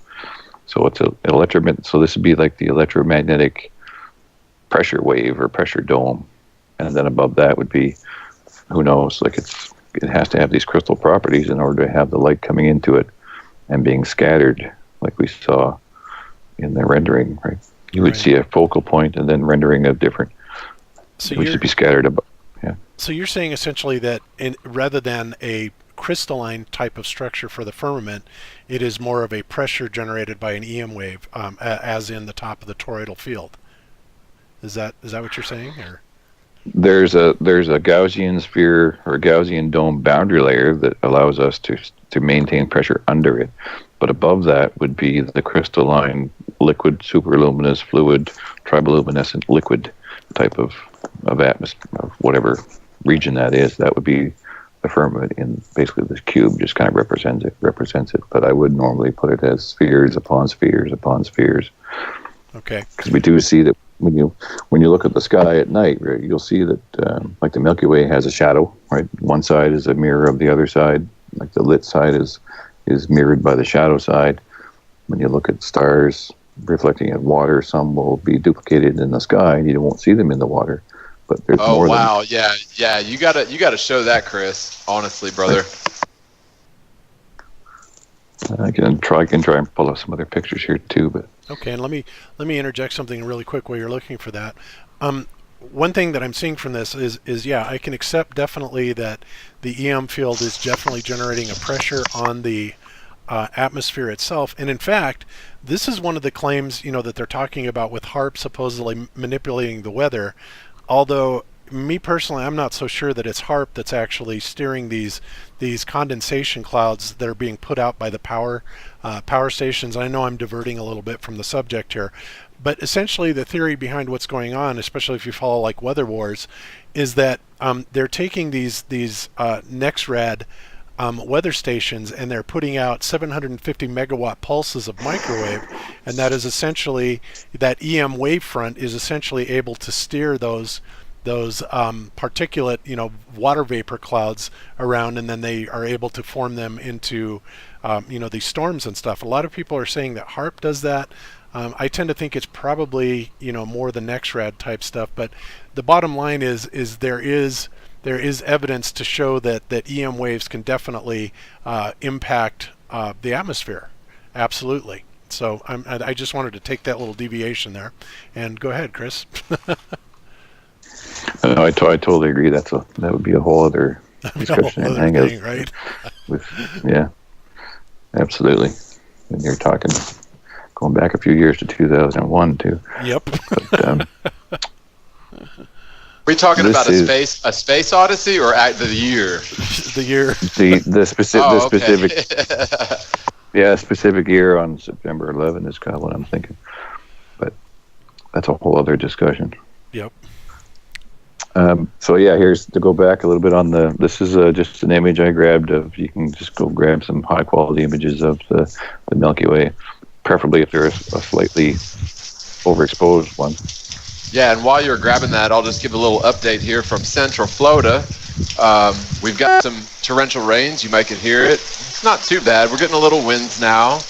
It's actually been really calm the last couple days. And, really my heart goes out to the people in the south of Florida, on the coast, people in Mexico. They got hit with an 8.2 earthquake. So right now in Central Florida, we're looking at maybe getting, some hurricane force winds here overnight, which is kind of the worst. But also, while I'm on this, I'm going to go ahead and plug the FE 2017 raffle. If you guys haven't got your tickets, John, you're breaking up, and am I breaking up? You have some might be horrific noise, so you might want to wait a while. Hurricane force winds. No, it's good. Is that better? Well, yeah, and let's try and keep it on track. We've already plugged that. Let's try and keep it on track here. So, Chris, go ahead and continue on. I'm sorry with that. I was giving him a chance to pull up his slides, but it looks like he's got it. Sorry. Okay, no problem. Right on. Yeah. So this is an image of just the Milky Way, and I was just kind of pointing out that if you can take a grease pencil, whatever, print off a picture of this, and if you can see my little pointer cursor, if you trace down one side of the Milky Way, and you can actually trace the light side, and then you can trace the dark side, and you'll see that it's an exact perfect mirror image of itself, right? So that to me indicates that you're looking through double layers. So it's one layer reflecting the top layer, and in between you're actually looking through it at a bit of an angle, so you're seeing something that's actually through the other side. And when we zoom out a little bit, you'll see that in the water, if you compare the number of stars in the sky compared to those in the water, you'll see that you can line them up quite well. With the brighter ones will actually line up and reflect in the water, but all these other ones are missing, like they just don't appear in the water at all. And there's lots of images. Just pull up flat water lake, salt water lake, star, night skies, and you see it's pretty consistent with all the photography. So to me, that just tells me you can line up these two stars here with these two stars in the water. Sure, there's a bit of an angle because you're an observer on the ground, but it doesn't account for the lack of stars in the water that should be there. So basically, and they're just not. What you're saying then, Chris, is because we're seeing this effect that these stars, the star field actually has a somewhat of a polarized direction to them. Is that what I'm hearing here? Exactly. Like, so the level or the layer of the star field in the celestial dome, they call it the firmament, with the crystal median, superfluid crystals, it polarizes light in such a way that some of the light is coming towards us from the crystals in the star field, stars, right? Some of it's coming in our direction. Some of it's going up, back out towards the top layer of the dome firmament, and you're seeing a secondary image being created. But now what you're doing is you're looking through a one-way mirror, but there's two layers, so you're looking like into an infinity mirror. Right? So it's just reflecting itself and reflecting itself and reflecting itself, and you'll see millions of stars, when in fact there could only be, a couple 100,000 or whatever. But you keep seeing, over and over and over the same star, doubling, duplicating itself. So it's polarized in a direction. It certainly has a direction to it. Yeah. Wow, that certainly goes against the heliocentric model, doesn't it? Oh yeah, it certainly does. Yeah.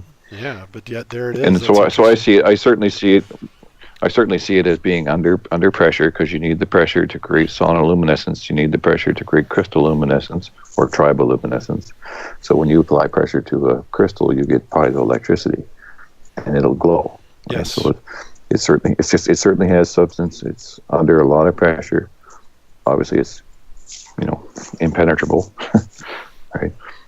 And everywhere you look, it's the same type of process. That is astounding. That's something that I never even considered before. And I think I had seen you present this before, but somehow I just didn't register. But the implications of that are pretty amazing. And we see too, is like Steve was talking about, the depth, like on the globe model, like he said, the depth of the atmosphere on a globe model is like a piece of saran wrap stretched over a ball, right? So there's not enough atmosphere on the globe model to cause everything that we observe. And we know that so if you're standing on the ground and you see a big harvest moon like we saw here on September 6th, like this giant moon in the sky, right, coming to our perspective, and then you get in an airplane or a high altitude balloon and start going straight up, the higher you go, the smaller it gets, right? And when you get into a high altitude balloon at 110,000 feet, well, the moon and the eclipse even looks like a dot in the sky, right? The higher you go, the smaller it gets. And it's like you said, it just keeps going away and away and away from you. But when you're on the ground, this looks huge. I mean, everybody caught a picture of it, right? But at altitude, it's just a dot in the sky. Yes, that's exactly what our balloon caught, is that exact type of image. It's a small white appearance and with a black dot in the center of it. It's exactly what we got in our balloon footage. And to me, these rings that everybody catches, that would be a localized electromagnetic type of effect of some kind. And because it's consistent in every image. These other ones are, ghost images in the glass of the airplane, because it's a multiple layered pressure glass. But there has to be at least one of these that is the real object, right, being projected forward, like we saw on the ground, right, with all of these little half moon shapes and crescents being forward projected, which is similar to that effect of this distribution of wavefront. But right, that's the very thing that we were pointing out in several videos. During previous eclipses that I was kind of identifying as Rahu, these strange looking black dots that seem to track perfectly with the sun and the moon, but they actually look like individual orbs. Yeah, and I definitely think that there's real objects out there, solid, some are fluid, some are just bubbles of gas that glow because they're being electrically activated. Noble gases acting like neon light bulbs. I mean, it's all up there. It's every state of matter, because it's a electroplasma field, right? So it would be like have a suspension of all different types of mediums, all of which could produce light in the right conditions. But it's funny, Chris Moncelli.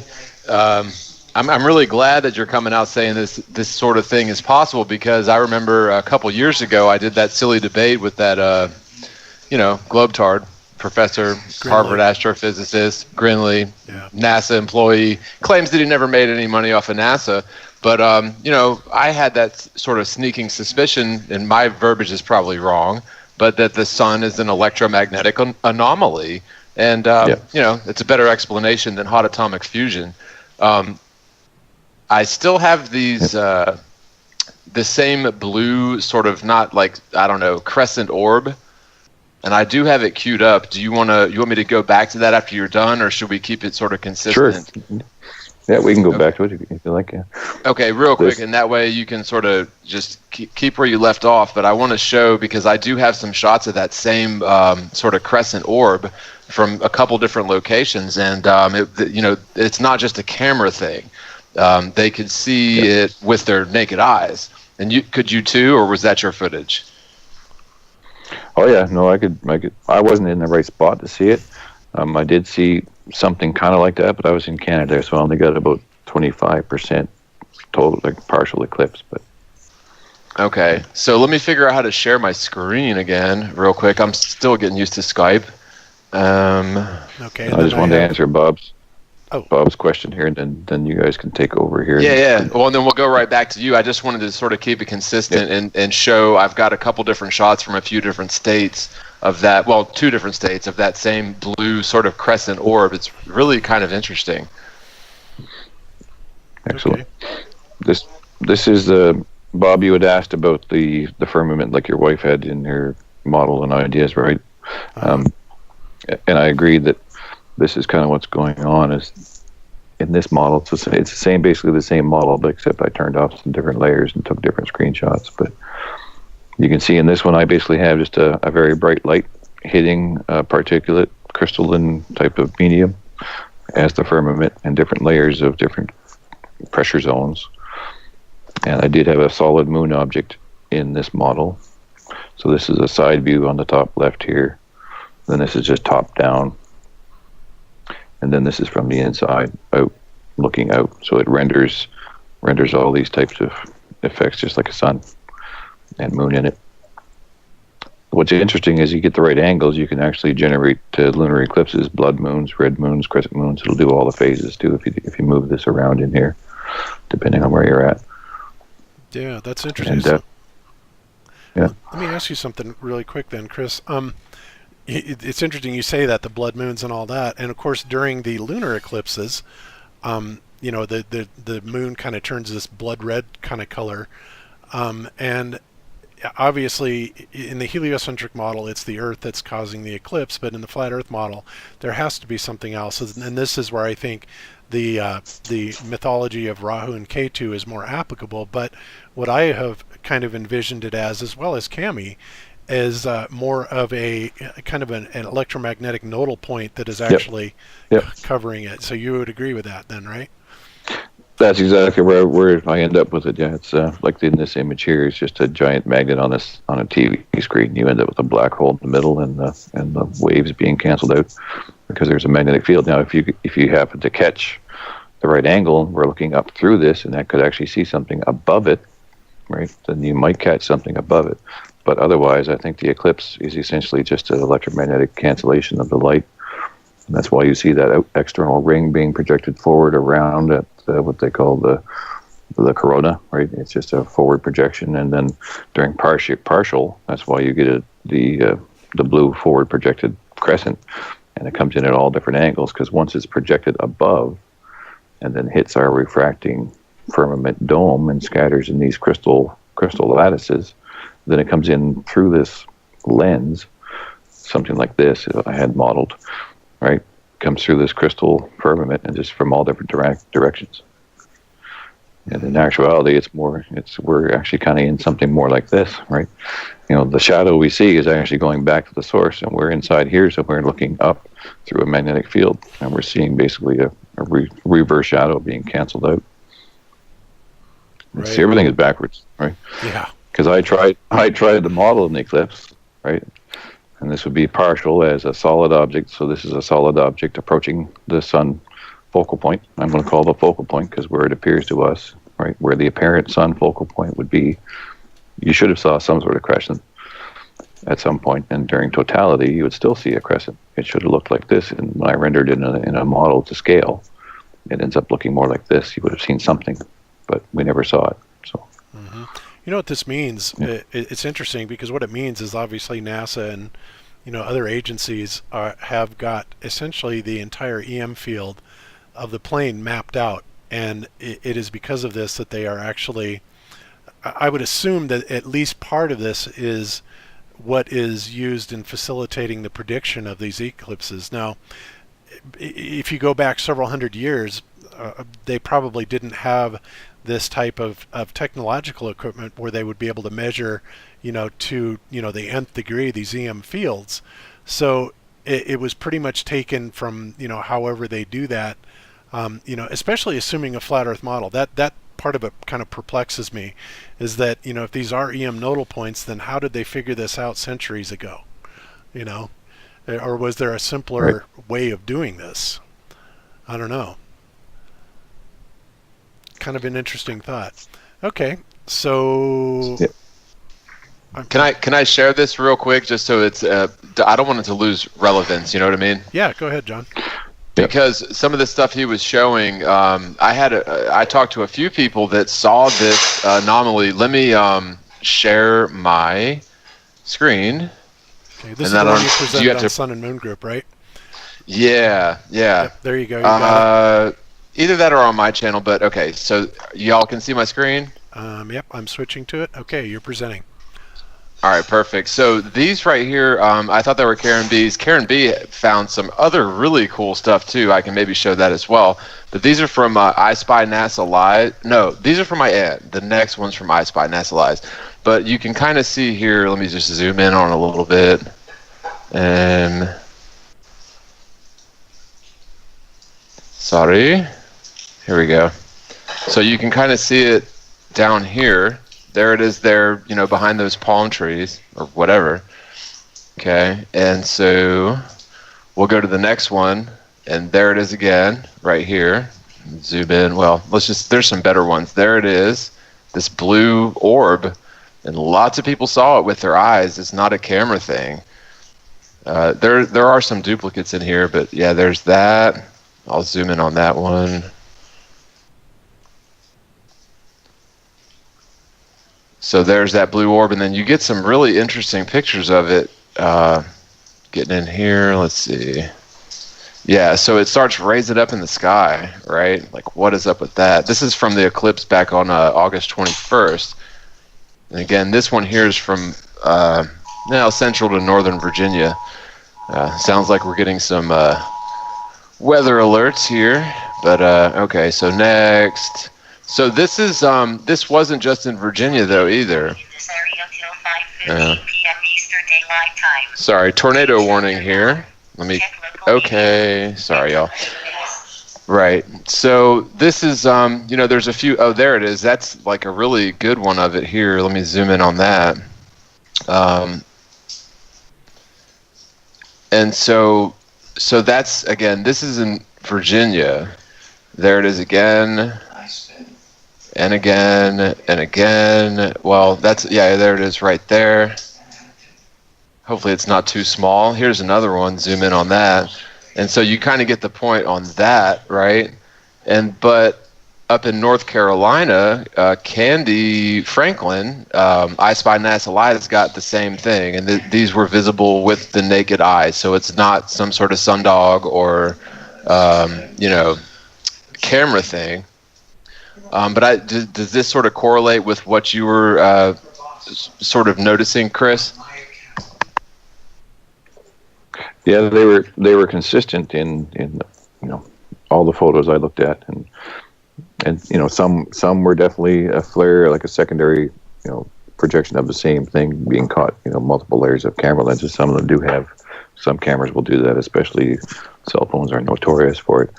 But indeed, it was visible with the naked eye. There was one video I saw where a fellow was able to move his camera around a little bit, so you could see the refracted image was moving around as a lens flare. But he was also focusing in and caught the other image, which was stationary, and it stayed with the eclipse. Right, so it's definitely was something going on there. It was quite interesting. Yeah, definitely. And then here's this last thing. There was a lot of dust in the air, and I put some filters on it. I'm still trying to do a video with this, but I've been sort of busy with other stuff here the last week and a half. But you can see this sort of little thing here. There was lots of dust in the air going all different directions, fluid dynamic sort of dust. But this little object here goes pretty much in a straight line, like right up towards the sun. I'm not sure what exactly this is, but it's not dust. And so I zoom in on it a little bit here, and like at this point, right where it gets up to the sun, it splits off into two. Like that's not a cut. I just sliced it and zoomed in. It splits off into two. Right there, you see it? It's really crazy. So just wanted to sort of share that with the eclipse. This is one of the videos I'm working on, but going back to this though, does that seem similar? Does that seem similar to what you were looking at there? That this thing here, or this was in, again, North Carolina. This was in Virginia. It almost looks like the blue kachina of the old, what is it, Hopi myths, right? Yeah, that's interesting. Yep, very interesting. Yeah, there were all kinds of anomalies like that. Earth Pond also had something like that that kind of darted across his eclipse video, so I found that kind of interesting. All right. Yeah, and it's not so much, to me, it's not so much that the images that appear in the sky and the flares and so forth, but it's just the fact that by the time it reaches the ground, there's millions of them from different angles all over the place, right? So it's, some cameras would capture it as a refracted image. Looking at all those pictures you were showing there with the whatever you were calling it, made me think that, a lot of times we forget that we're basically viewing all of these objects and these lights and phenomena from within a lens. Yep. We kind of forget that because it's air to us, and we think, I can look from here across the view or ocean side or something, and I see the air doesn't change things a lot for most people, I guess unless you're in Louisiana. But when we look up and see these I just got that. These phenomena, for us, if the atmosphere or atmosphere is let's say 200 miles before we get to like the level of hydrogen and the rest of the gas, just there's nothing else above that. That's a lot for us. For us to visualize, even 10 miles up in the sky is a long distance. 100 miles is quite a bit more, in 200 miles. But for us, that entails the entire lens. So it's like we're kind of a nano particle inside of a normal, say, an eyeglass, a thick eyeglass lens, and I think we can't discount the effects that could have, because we know the effects that lenses have, doing like sundogs and other types of refraction effects and these circular types of things that I don't remember the names of them, kind of like a strobe type of effect that come in at certain angles. We know that lenses do that because we experience that all the time. And this thing that we're looking through is just because we're tiny, but it's a lens also, and that's why I wanted to show this video that you're putting on now, just to give you an idea of the scale of this. The star field is about 5,800 miles up. The sun and the moon are around 4,000, and what I'm doing for refraction is basically putting a simple piece of glass just about a mile over the camera, and the camera's on the ground, of course.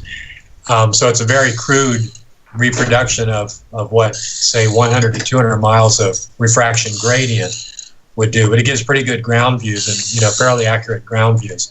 And later in the video, you'll see this. I show the star trails with the atmosphere and without the atmosphere or atmosphere plane, and you can see how much different it looks, and how just something as simple as a single plane of glass hovering over our head, parallel to the ground, takes something that would look completely different without it and give us a spherical view, even though it's not even a sphere, it's just a flat plane.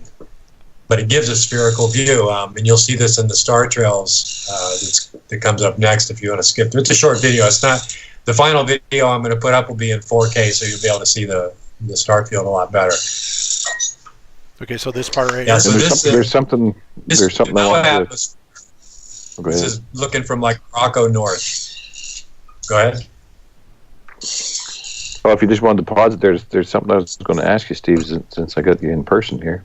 This is awesome, by the way, to talk to you in person instead of DM chats. Yeah, well, by the way, where did you get that like slightly Southern American accent if you live in Canada?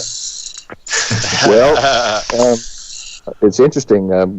in the construction industry for 20 years. I worked with people, a lot of people from the States, especially Houston and Louisiana area, and in management and all over the world. So I mean, my accent normally would be an Atlantic Canadian accent, but I seem to have adopted a little mix of everything for some reason. Well, at least you didn't say I don't know what you're talking about. So go ahead. I was going to pull up a picture because I wanted to show you something here too, if I can. Okay, and maybe jump to your video. Okay, before we do that, dude, should I switch to the picture, or Steve, do you want to continue on this real quick, or? This is really quick. It's just to show the difference between what this flat star field that's like 5,800 miles above, how it looks without, if there was absolutely no gases above us at all, zero refraction. The refraction is just 1, which is nothing.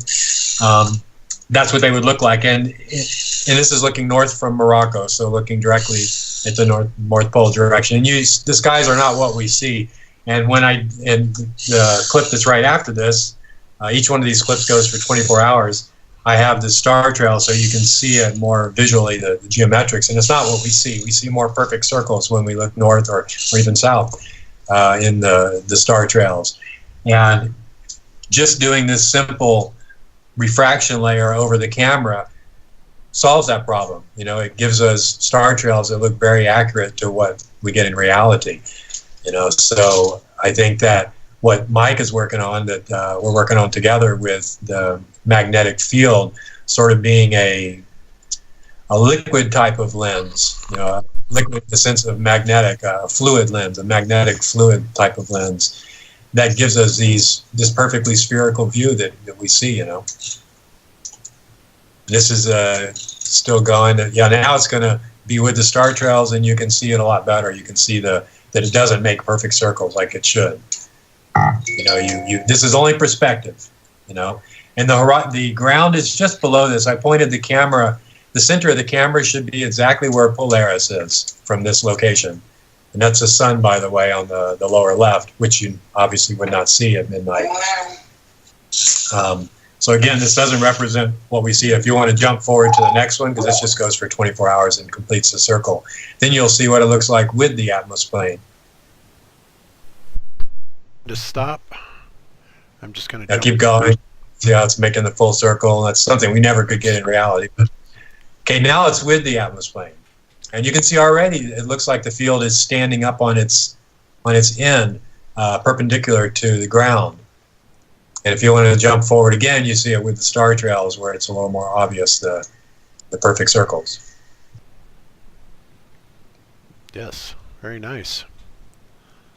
And that's just with a single layer, clear image right over the camera. I would bring it to the ground if I could, but then the camera is above it, so it serves no purpose. So it has to be a little bit above the camera, otherwise it's kind of like putting a camera in and out of the water where you see the two images, with just refraction set on that layer. So it's a very simplistic approach, but it's very effective in it, and it works fairly well. It has some problems, of course, but it works fairly well in giving us what we see in reality. If you go forward to where I turn on the trails after the 24 hours pass. Okay, yeah, now it'll show with the trails, and that's all I wanted to show. The trails now, you can see that's Polaris right in the center, right where it should be at, I think it's 48 degrees. It's on June 21st. And the ground is just below the camera there. All right. And you don't see really any distortion on the horizon, very little distortion. If I dropped the camera down a little more, you would see a little bit of distortion. But I think in reality, we never see that because we never see anything at that distance, way beyond the horizon or, that is clear. It's always distorted, even in reality. And in this model, I don't have anything on the ground at all, so it's just a pure view, and you get a little bit of distortion right near the ground.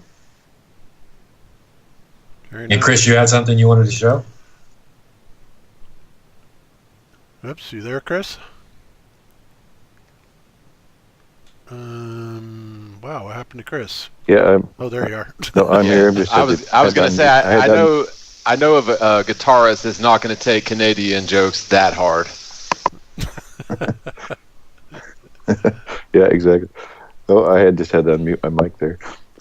Yeah, I was going to ask Steve too. This is an image, just a picture that I've grabbed from one of the white papers. Because when I try to do my models, I try to reference, actual scientific white papers, so that I'm making things, to a reality that could be proven. And what this is from a study of polar imagery, basically. And it shows the polarization of the sky.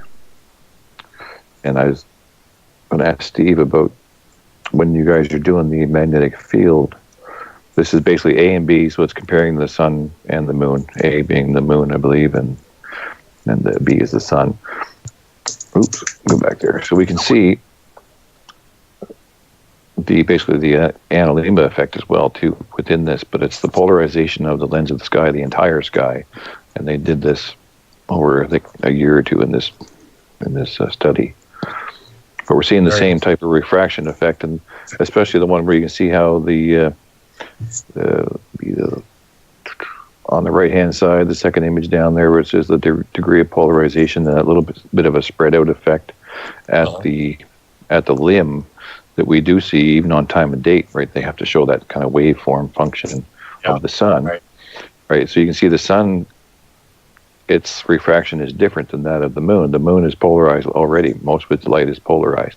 So it's straight line light. It refracts completely differently than the sun does. So that does create problems in models, obviously, to try and render multiple types of light beams and different waves and different refraction indexes. It's just nasty. But I'm hoping you guys can do some of that too. That's all you, Chris. The problem with Cinema 4D is that you only have one refraction index, and that's the problem. Blender's the same, right? I can set the refraction index in Blender to a certain gradient and then the density of the air, but then the two different light sources with different, one's polarized and one not, you can't really make it work very well. So you kind of have to do 2 or 3 separate models and try to combine them. And it just gets... Yeah, in Cinema 4D, I tried to do a gradient by putting multiple layers, but I knew from the beginning it's not replicating it exactly, because a gradient is a infinite, gradient from one index to another index, and the most you can do in Cinema 4D is you can create a lot of layers and give each one a different index, and it works, but it's basically reproducing like putting a bunch of panels of glass on top of each other. So you're going to have internal reflections, you're going to have entrance and exit angles, and in a gradient you don't have that. You really have more of a smooth curve. i.e. the portals that we were talking about is I see the portals all being as nodal points, and they're basically harmonic indexes, so it's a harmonic resonance of light it's itself. Like a resonance, where the lights are canceled. Right. Because when I started my model back in the beginning of last year, after I got the moon and sun working, one of the first things I wanted to check, because September was coming up, was the 2 eclipses. And I already figured out how the solar eclipse would work. I never really considered it any other way than the moon was eclipsing the sun. I never really considered any other ways. Even though I read a lot of Vedic books, I'm definitely aware of Rahu and Ketu. It's only books I read are Vedic books. But for the solar eclipse, I kind of got stuck that it was the moon because of the positioning and everything. It just is right there, right exactly where it should be at the right time, at the right longitude, latitude, and everything. So it was something I never, did not consider. But when it came to the lunar eclipse, which happened September 16th to the 17th, the first thing that I noticed on all the lunar eclipses is where the moon and the sun were at a 180 or really close to a 180, and they were crossing over the North Pole. So I thought, well, the only thing that could really cause the eclipse to happen on the moon's surface would be something in the middle, right over the North Pole. So I just took that very first eclipse in 2016, in September 16, and I took an object around the same size as the sun and the moon. It was around 38-mile diameter, and I moved it up and down in altitude until I found it where it was occulting the light from the sun going to the moon. And once I did that, I ran the model for those hours that the lunar eclipse was happening, and the shadow movement, where it entered and where it exited and how it moved, matched exactly what was being shown on time and date.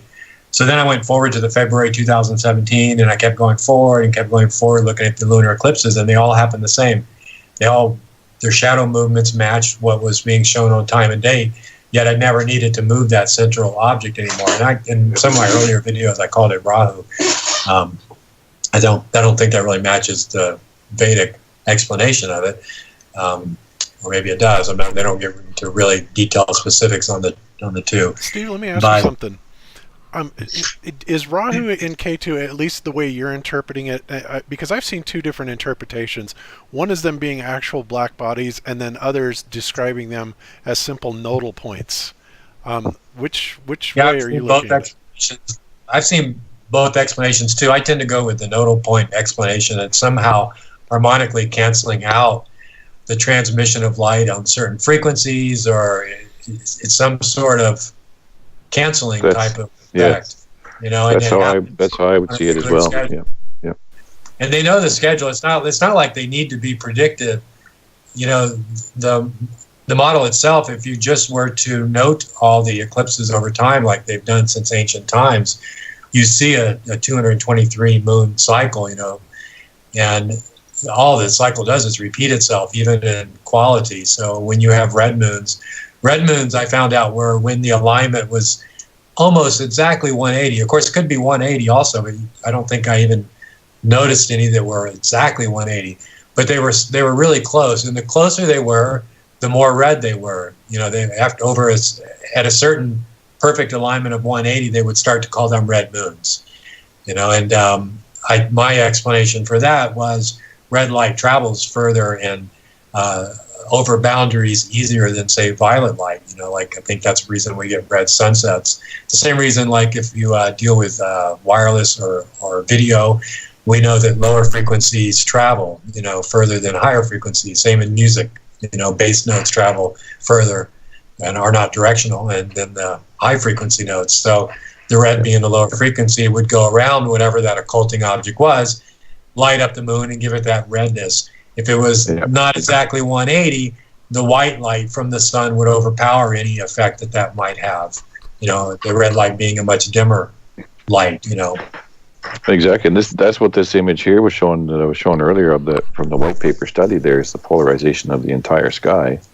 That center point is the nodal point, and then in divisions of 45 degrees, you end up essentially with eight zones. So if you just count them, it's like 1, 2, 3, 4, 5, 6, 7, 8. So there's the harmonic octave of basically the resonant scale.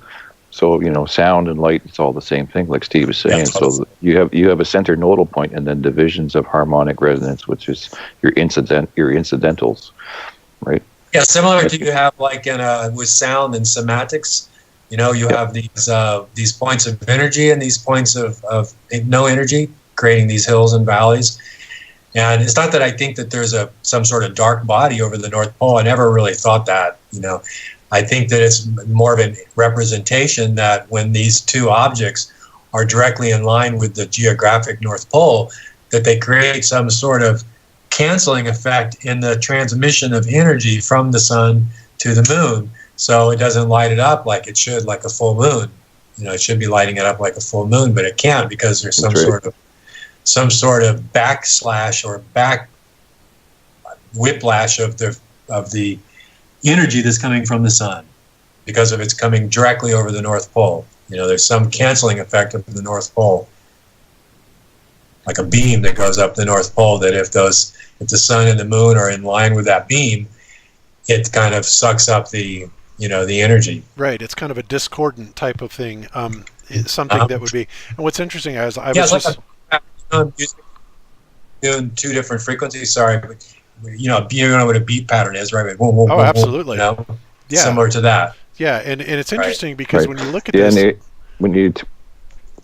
go ahead, Chris. I was going to say when you do what Steve is saying, right? You have that sort of beat pattern and a distance between the two. You'll create like a pulsating pattern. But if you take one of those and put it out of phase 180 degrees, well, you're basically playing the same sound with the same light wave frequency back to itself, and it's like those Bose headphones. Yeah, that's how like noise canceling headphones, right? Yep. Exactly. That's exactly how they work. Yeah.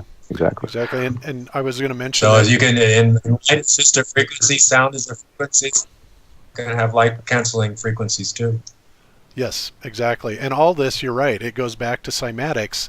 And interestingly enough, I was watching a thing on cymatics last night, and it's interesting how all of the frequencies and time periods and everything all seem to stem out of this 432 hertz frequency or multiple harmonics of it. 9 is all over I look at the whole system as like a clock I have from the beginning, because I Big don't know. time. It's the way I approached it is that, hey, I feel this is like God's clock and we're living on the face, and it tells us everything we need to know if we understand what we're looking at. Even the sunspots rotate around like a clock. Like in the north, they go clockwise, and in the south, they go counterclockwise if you cross the equator. But the sunspots on a daily basis will rotate like a clock, and that just completely blows the globe model out of the water, in my opinion. But because you're looking at the same face of the sun for weeks on end, right? Or for permanent. Sure, they don't turn it. NASA, they do some trickery. I don't know exactly what they do, but they rotate the sunspots around what they call the equator of the sun. Like it has a north and south pole. Yeah, and but we're seeing there's not a camera that never captures that in reality, right? It just blows my mind how foolish that is. But they take, I guess, sort of the sunspots that you see. If you take a camera up, I guess, and look at the sun, and you're not really analyzing it too well, and they show 3 sunspots, you can see that too. But if you video it from sunrise to sunset, they won't turn like NASA shows them. They show them like going around the back. So yeah, absolutely. This is an image. I don't know if you got this one up. I'm sharing the screen here. I don't know if you've got it up there now. You're up.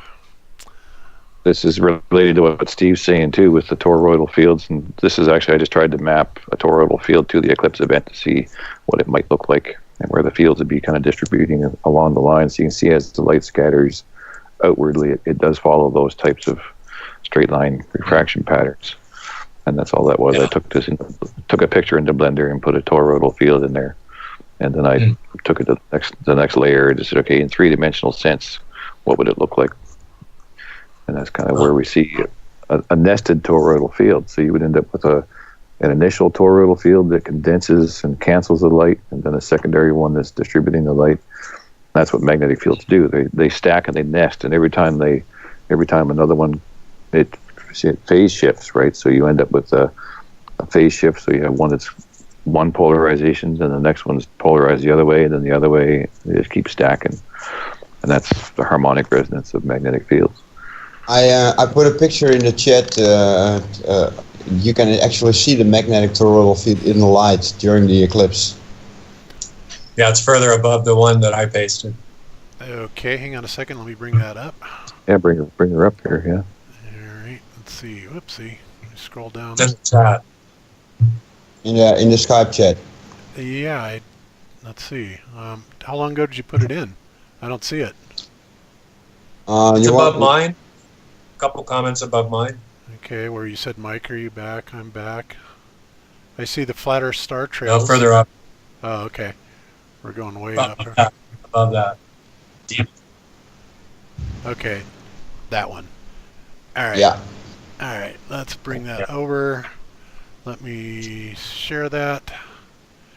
Let me stop sharing so I can see what you guys are actually looking at. Okay, let me share bidding, and okay, in theory everybody should be seeing it. Yeah, perfect. Yeah. Almost. Oh, wow. And that's exactly it, right? The NASA model and the current model says that, it's a solar object, millions and millions and millions of miles away. Well, you can't have a localized effect on a magnetic field, and in order to do that, you need particulate matter that can be magnetized in the first place. To cause that toroidal field, you have to have a magnetizable particulate local to the object, right? Yeah. There's no other way to do it. No. Yeah, that is extraordinary. Yeah, I've looked at these pictures for all my life, but I never noticed the toroidal field in the light. Never. I've seen hundreds of these pictures, and if you look at more pictures of these eclipses, you can see it's everywhere. It's everywhere. The toroidal field is everywhere in the light.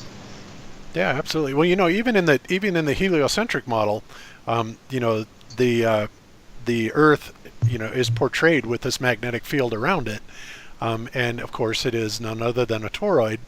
And that's pretty telling, because all magnetic fields essentially, unless they're a specialized type of programmed magnetic field, but all natural magnetic fields form that toroidal shape. So it only stands to reason that any bodies up there would have a similar kind of footprint, magnetic footprint, that they would all have this toroidal type of field around them. Yeah, definitely.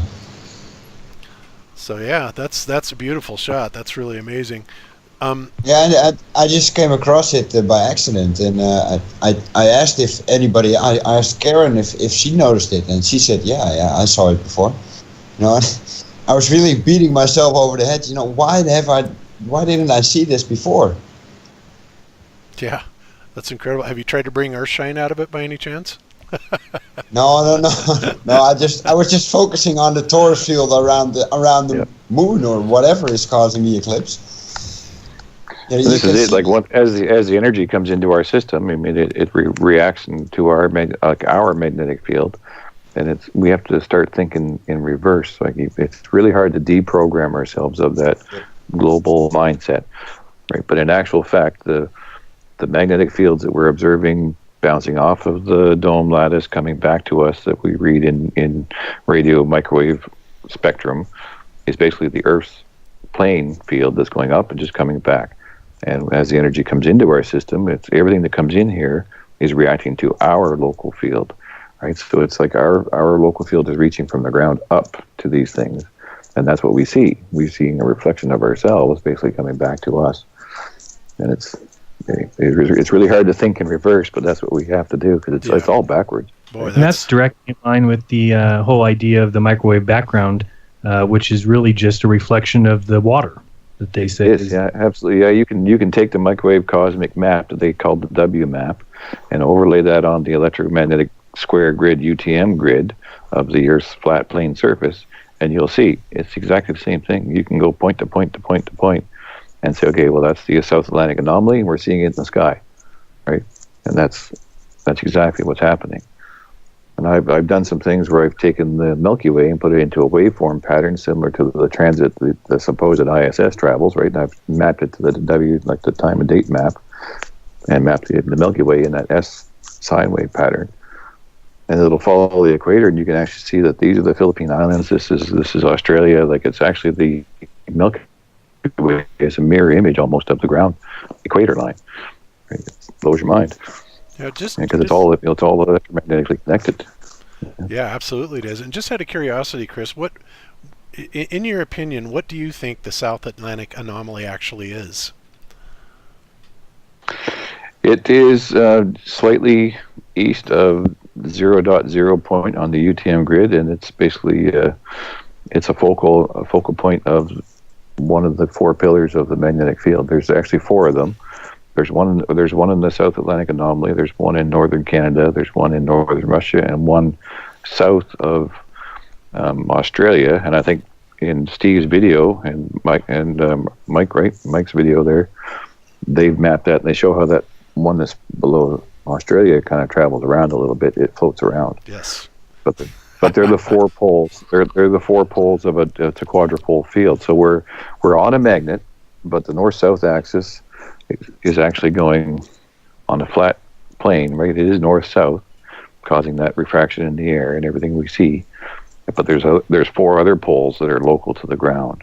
Right. So it's actually like a bar magnet that's laying flat, right? So the north-south is north-south, but there's actually four other quadrupoles on the outside. I'll try and pull up an image to show you. We are so on the same page on that, Chris, because and essentially what's happened is when the whoever it was that made the ball Earth model, what they did is they took the two northern poles, the Russian one and the one that's above us, and they kind of folded them together to make the common North Pole, right?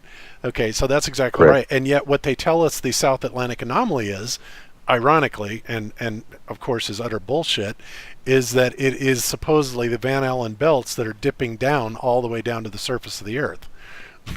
Which I heard that and I went, oh my God, you got to be kidding me. But that is actually what the mainstream explanation for it is. So yeah, pretty funny. Absolutely, yeah. They've taken it and just manipulated it, and I can understand why they did it, because the same issues we're having trying to map it in reality using really high end computers and software now. Can you imagine trying to do that in the 1500s or whatever? So I can see why they copped out and went with a sphere, because it's just a whole lot easier. But but this is basically what I see as is sitting on. Essentially, there's your South Atlantic anomaly and the 4 poles, and we have an equatorial plane of inertia at the center point. And then, so this would be looking from the top down. And then when we look north-south, we see what Steve is showing with the refraction. So this would be the star field in the north and the star field in the south, because as it rotates, the donut, one of them anyway, there's more than one toroidal field, but the main one, as it rotates, causes our celestial rotation of the star trails and everything else, because the whole thing is moving. It never stops, right? Yeah. But we're centered, and it all moves around us, right? So, and that would we're be dead center. That would be akin to the 4 corners of the Earth, I would have to say. Correct. Yeah. Yes. Yeah, these would be the 4 pillars, right? The 4 pillars, and this is their equatorial plane. And then when it starts to move, we end up with this type of celestial field, north and south poles, and the donut, and there's the 4 pillars. Right? Yeah. It's both.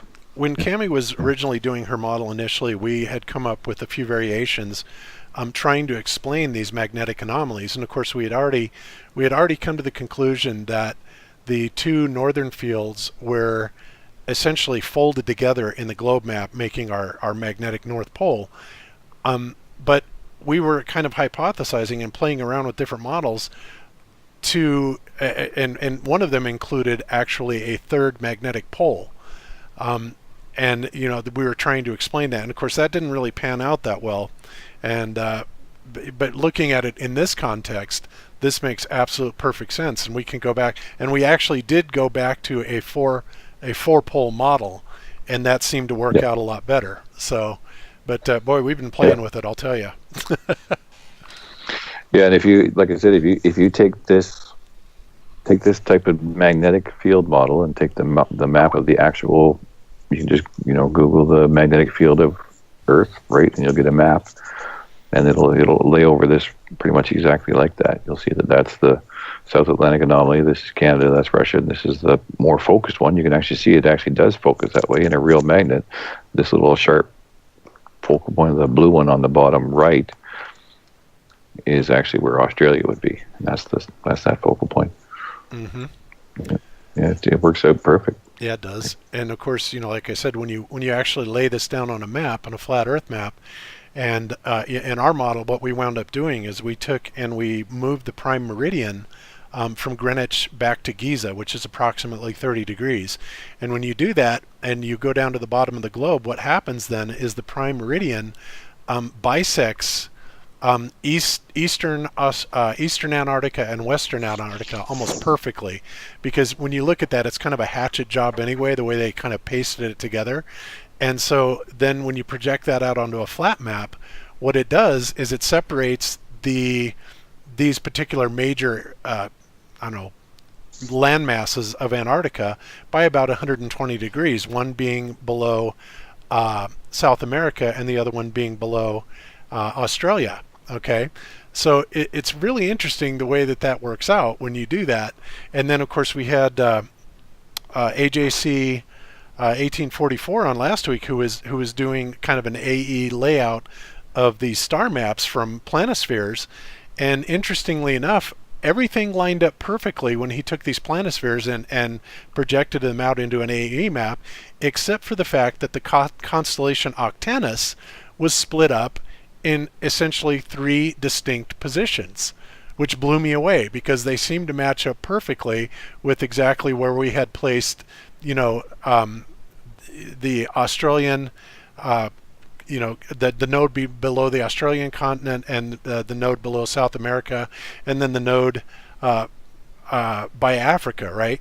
Because essentially, in the flat Earth model, they're all looking at south, but they're physically different directions. But they're all using Octanus as this base for this point where all the stars are circling around. And it turns out that it doesn't appear that Octanus is all three stars in that particular constellation are all visible at the same time from any one vantage point, which again blew me away. So this is great. Yeah, it's amazing. I told you, Bob, you and Chris Monk hit it off like gangbusters. Yeah, no doubt. Oh, we got a great crew. But go ahead. Yeah, and continue, I'm really looking forward to what Mike and Steve come up with, and Dr. Zach too, in the animations, because I'm not an animator. I'm a modeler. I come from the design aspects of it, but it's this is basically would be my three-dimensional vision of the model. You have a north polarized toroid, a south polarized toroid. We're on the plane in the center. This is what we see as renders to us as our celestial dome, and you just keep drilling down in until we get to your personal perspective. We're way here in the middle here, right? And in a three-dimensional sense, I mean, that's what it looks like. It's the four poles. There's the magnetic field, right? If you tilt it just the right way, there's your four poles, right? 1, 2, 3, 4. We're on the plane. And when you look from the top down, well, then there's your rotating. You just take that and rotate it on the Y, right? You'll see if I put my center cursor, I suppose the center would help. So cursor to center, right? Rotate on the Y, then you should see that it'll spin around that way. Right? There's the south pole going one way and the north pole going the other. And that's just the way we see it.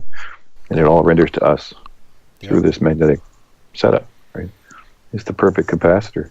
It is. It absolutely is. And it's some sort of superfluid, luminous, liquid bubble type of reality, right? It just blows my mind. Yeah. So here's the question then. So, and I'll explain a lot of this to you guys after the show, because there's some stuff I can't release about some of the experiments that we're doing now. But suffice it to say that we have been able to detect a dielectric rotation. Okay, and like I said, I'll explain all this after the show. But that dielectric rotation. There are some things I won't say on the air for sure. Yeah. Yeah, a bunch of pussies. I know. Well, this is still a work in progress, and we've got a lot. I'm totally kidding. I get it. I know we have a lot of money tied up in this, and I mean a lot, or at least not me, but certain people do. Let's put it that way. But so we're able to pick up this dielectric rotation that's essentially coming from the sky, and so I guess it comes back to the question then, is that if we have this toroidal field above us, what exactly is the mechanism that's causing it to rotate? And one thing I've been considering lately is, does the Schumann resonance of the Earth have anything to do with this rotational rate that we're obviously would be very close to, or once a day, once every 24 hours? Do you think, and I know that Steve and Mike in their model proposed this kind of heartbeat of the Earth, where the field is expanding and contracting and expanding and contracting. And as we all know, the Schumann resonance is like 7.83 hertz. But I have been unable to... And rising, yeah. Rising, right. It's pushing 17 or something right now, yeah. Yeah, right. There are times when it actually changes quite dramatically, which is quite interesting. But so what exactly do you think is the mechanism that's causing this rotation of the sky? Well, the field has to be in motion, right? The field, as it switches polarity at the center of the capacitor, so to speak, under our feet, kind of where the little target there is, right? It creates this figure 8 pattern. It switches polarity underneath of us, goes back the other way, comes out the other way. It's in constant motion, like Steve in their model was kind of showing, because they, I think, projected the sun, and where the sun follows that toroidal field path, where it renders to us, right. The whole thing is doing the same thing. It's doing the same thing, and because of that, you get torque, right? Like a Faraday disc spinning has torque. That's why Bruce De Palma could never get over unity, because as you spin a Faraday disc at high RPMs, well, the torque of the material in the magnetic field starts to interfere with the magnetic field of the entire environment, and just causes drag. You'll never get over unity. right? It's the same thing, and that's why a gyro, if you spin a gyro up really fast, it'll drop faster or elevate faster because it's spinning, so it actually accelerates because Right. it loses that. Much like De Palma's spinning ball experiment, obviously, which you're Precisely. familiar with. Yeah. All right, so Oh yeah, for sure. Yeah, poor Bruce De Palma. I read his works, decades ago. But anyway, yeah, me too. he's another one of those. He's another one of those guys. Like he's another one of those like Tesla type guys that they just buried in the sand somewhere.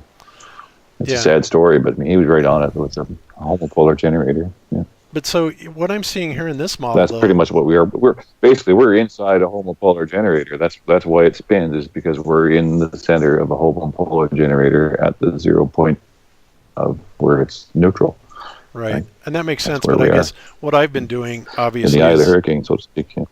right. What I've been doing is looking at it more as a kind of like a static magnetic field. And I'm looking at it and it's like, okay, so you have your centrifugal lines of force, forming the outside of the donut, the toroid, and then you have the centripetal, which is going down through the center. And I'm sitting there looking at that going, asking myself, what exactly is causing the rotation then of this field? Because I'm kind of seeing it as more or less static, even though I know that there has to be motion to it. Because it's a continuous conjugated vortex, right? Essentially, feeding back at a perfect ratio, presumably phi ratio, feeding right back into itself. So It is, yeah. That's where I've always had the hard time integrating what exactly gives us this 24-hour time period in it. What does that arise from? When we animated all the sun's positions, you actually see that centrifugal field in the center. Where all the motions of the suns end up going down the north and they spin back on the south again. I don't know if you can pull up that animation. It's in the intro of the video. Which video? My video, the magnetic flat Earth video. Oh, sure. Yeah, okay, I can do that. Hang on just a sec. I got to switch all these buttons here. Hang on just a second. Let me stop sharing. Let's go back to Splash. Let me stop sharing Chris. And let me go back to sharing my screens with you guys. And then let's go ahead and start this over. All right, can you guys see it? Not yet. Okay. Oops, we got a little spinny thing going on here. Wow, noisy motorcycle. All right, it's going to be difficult. There it is. Okay, so you can skip forward a bit. By the way, I love the soundtrack on this. That was awesome. It's from 28 Days. Yep. Okay. Yeah. Okay, not this one, but with all the suns. It's that one. Oops, right there. The Ferrocell. No, the one after that. Okay. The animation, that one with all the lights. Yeah. Sorry. Yeah, and Steve, you got to send me some sax tracks sometime too for my stuff. I'll put you right in there. What you see in the center is basically what you said with the counter rotating and centrifugal fields in the center. Oh, whoops. Okay, sorry guys. They said they didn't see. All right, now you guys should be seeing. All right, so we're looking at this through either a ferrocell or a ferrosphere. Well, this is a ferrosphere. Yeah. And we have a ferrocell, but not a ferrosphere. This is pretty cool. Yeah, I tried to get one from Ken, but as soon as he found out what my intentions were with it, it's difficult.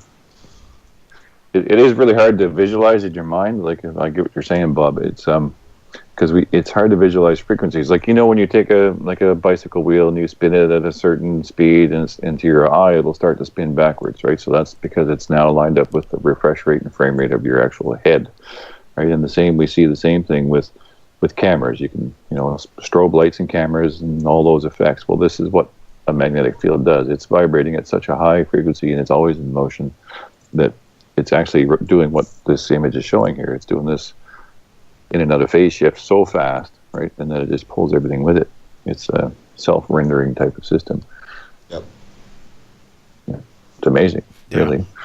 And we're kind of at this. We're at the Z pinch point, like in plasma physics. If you're familiar with the electric universe models, I mean, we are at that center of motion where it kind of stops and it stabilizes in the toroid at the Z pinch point, which is Los Alamos and Z pinch and all that stuff that they've said doesn't exist. Right? As I understand the Z pinch, originally I thought the Z pinch was what was actually creating these stars, but apparently somebody corrected me and said, no, that's the result. The Z pinch is the result of this magnetic field collapsing down and crossing over itself. So, and again, we probably shouldn't go into that because that's getting pretty heavy into Thunderbolts theory, but it is amazing how they've got this down and how they can replicate it so easily in the lab. And that's the thing I've been saying for so long. It's like all these phenomenon, Christian Birkeland was able to replicate all this stuff in the lab, down to nebulas, everything that we see in the sky is absolutely an electrical phenomenon. And that's why I find the EU theory so fascinating. And I followed it for well over 10 years now. So it's pretty extraordinary. So another electrical aspect you see in the sky too is the moon. The craters on the moon, I always see those as sort of electrical pits, like pit arcing and stuff. They are for sure. Yeah, not as craters. Well, the entire surface of the plane here was created by those events, right? And I see it in points in the history when those arcs that we see on the surface of the moon were, formed during the formation of the Grand Canyon, etc. Right? Those are the scars left over, right? Well, and just to interrupt a little bit. Sorry, guys, but Chris, you showed some things on the Sun and Moon group a couple weeks ago that just blew my mind. I don't know if the Globebusters audience has seen it, but it had to do with the the holes in the ground with lakes, perfectly circular lakes around them, about 43 miles away from these strike zone mountains or whatever. I don't know if we have time to get into that, but if we do, maybe if we go a little over, it's up to y'all. But I was fascinated by that. It might take a little longer than you have to kind of build up to it, but maybe we can plan for another one and I can do that again. Yeah, absolutely. You're booked. Yeah, absolutely. You're booked. We'll do it. So, Steve, you had put a couple of graphics in here. This is one of them. I showed the other one. Then there's a third one. Is there any particular one? I'm sorry? No, just when you were talking about these different videos and the motions from the video, I was trying to find the original clips just to help what you were talking about. I don't know if it's exactly what you were referring to. Oh yeah, absolutely. This was some of the beginning work that we did to try to visualize the field, and I don't know if we ended up using this clip in the video, but I have several of these clips that they're not published, they're just unlisted. Okay. That show it in various ways. Okay, so Chris, we have a question from the chat. It says, can we ask Chris what the aurora borealis is? Is the firmament solid? And I think you already answered the firmament question. I think it's the general consensus of you guys that the firmament is EM in nature. And me personally, I'm still not sure on that. Jury's still out on that for me. But he wants to know what your opinion of the aurora borealis and what we're actually seeing there is. Well, as the charge density changes in the Gaussian sphere and it makes connection with the Earth, essentially what happens is the aurora borealis become electrically active gases, like noble gases, and their colors are relative to the temperature of the plasma. It's actually a weak plasma, and if you were in it, it wouldn't be very pleasant, I'm sure, if you're up high enough. So it's a plasma effect, right? It's just like neon gas in a light bulb, essentially. And the colors are just relative to the actual temperature. So green being colder, pink being hotter, that type of thing. Or vice versa, depending on which way you have to look up the actual color gradient for temperature. Yeah, that sounds reasonable to me. Now there's some very interesting metaphysical explanations. What's interesting is if your viewers wanted to look up Steve, it's actually called Steve. Look up Steve, Northern Lights Steve. Now recently we've seen, I think for this year a couple of events that haven't been seen before or captured on camera, and it's actually like a vortex, like a plasma tornado coming out of the north in Canada here, and people are like, "What is going on?" Well, there it is. Which meet one? Steve, right? So that's Steve, right there at the top one. Just meet The very Steve, top one, scientist, Aurora Borealis. Yeah, a couple of minutes, you can see it probably. And so there's basically the center of the toroid. You'll see, hopefully see it in this video. I'm not sure what exactly it is, but it's this is a recent event. So that tells me that the charges are being focalized now. We're seeing a change in the overall charge density of the entire system. Right. That's kind of what it looked like. I don't know if they captured on video, but normally the aurora is more spread out. Like you'll see in the north, you will see like patterns of wave patterns and more vertical types of aurora borealis like this. So being Canadian, this is what I'm used to seeing. But in the south, you would tend to see more like a wave front or sheer type of a wall effect, and they flicker. Right? So that just gives you an idea of the shape of the toroid. Well, and the colors are also different in the south. Not like the colors are different. Yeah, so it's a different charge. It's a different polarity, right? It's a different effect. So that in and of itself shows you that, the southernmost region is polarized differently than the north. So that's your center of your inertial plane where it folds onto itself, right, in the bipolar or the dipole magnetic field. Right? Very interesting. Okay. So yeah, that's interesting. I mean, I've seen the Northern Lights, and it's spectacular. I've also been up in the Arctic Circle, and I've seen the 24-hour sun. And I got to tell you, Mike, when you made the assertion initially that it's not going around in circles, I'm sitting there thinking back to when I was sitting there watching it go around in circles, going, "Oh, how can that be?" But again, I understand the context that you're putting it in, and it's very interesting, and it also would kind of explain a lot as far as the further southern latitudes, as to how we are able to see the sun in all these different positions.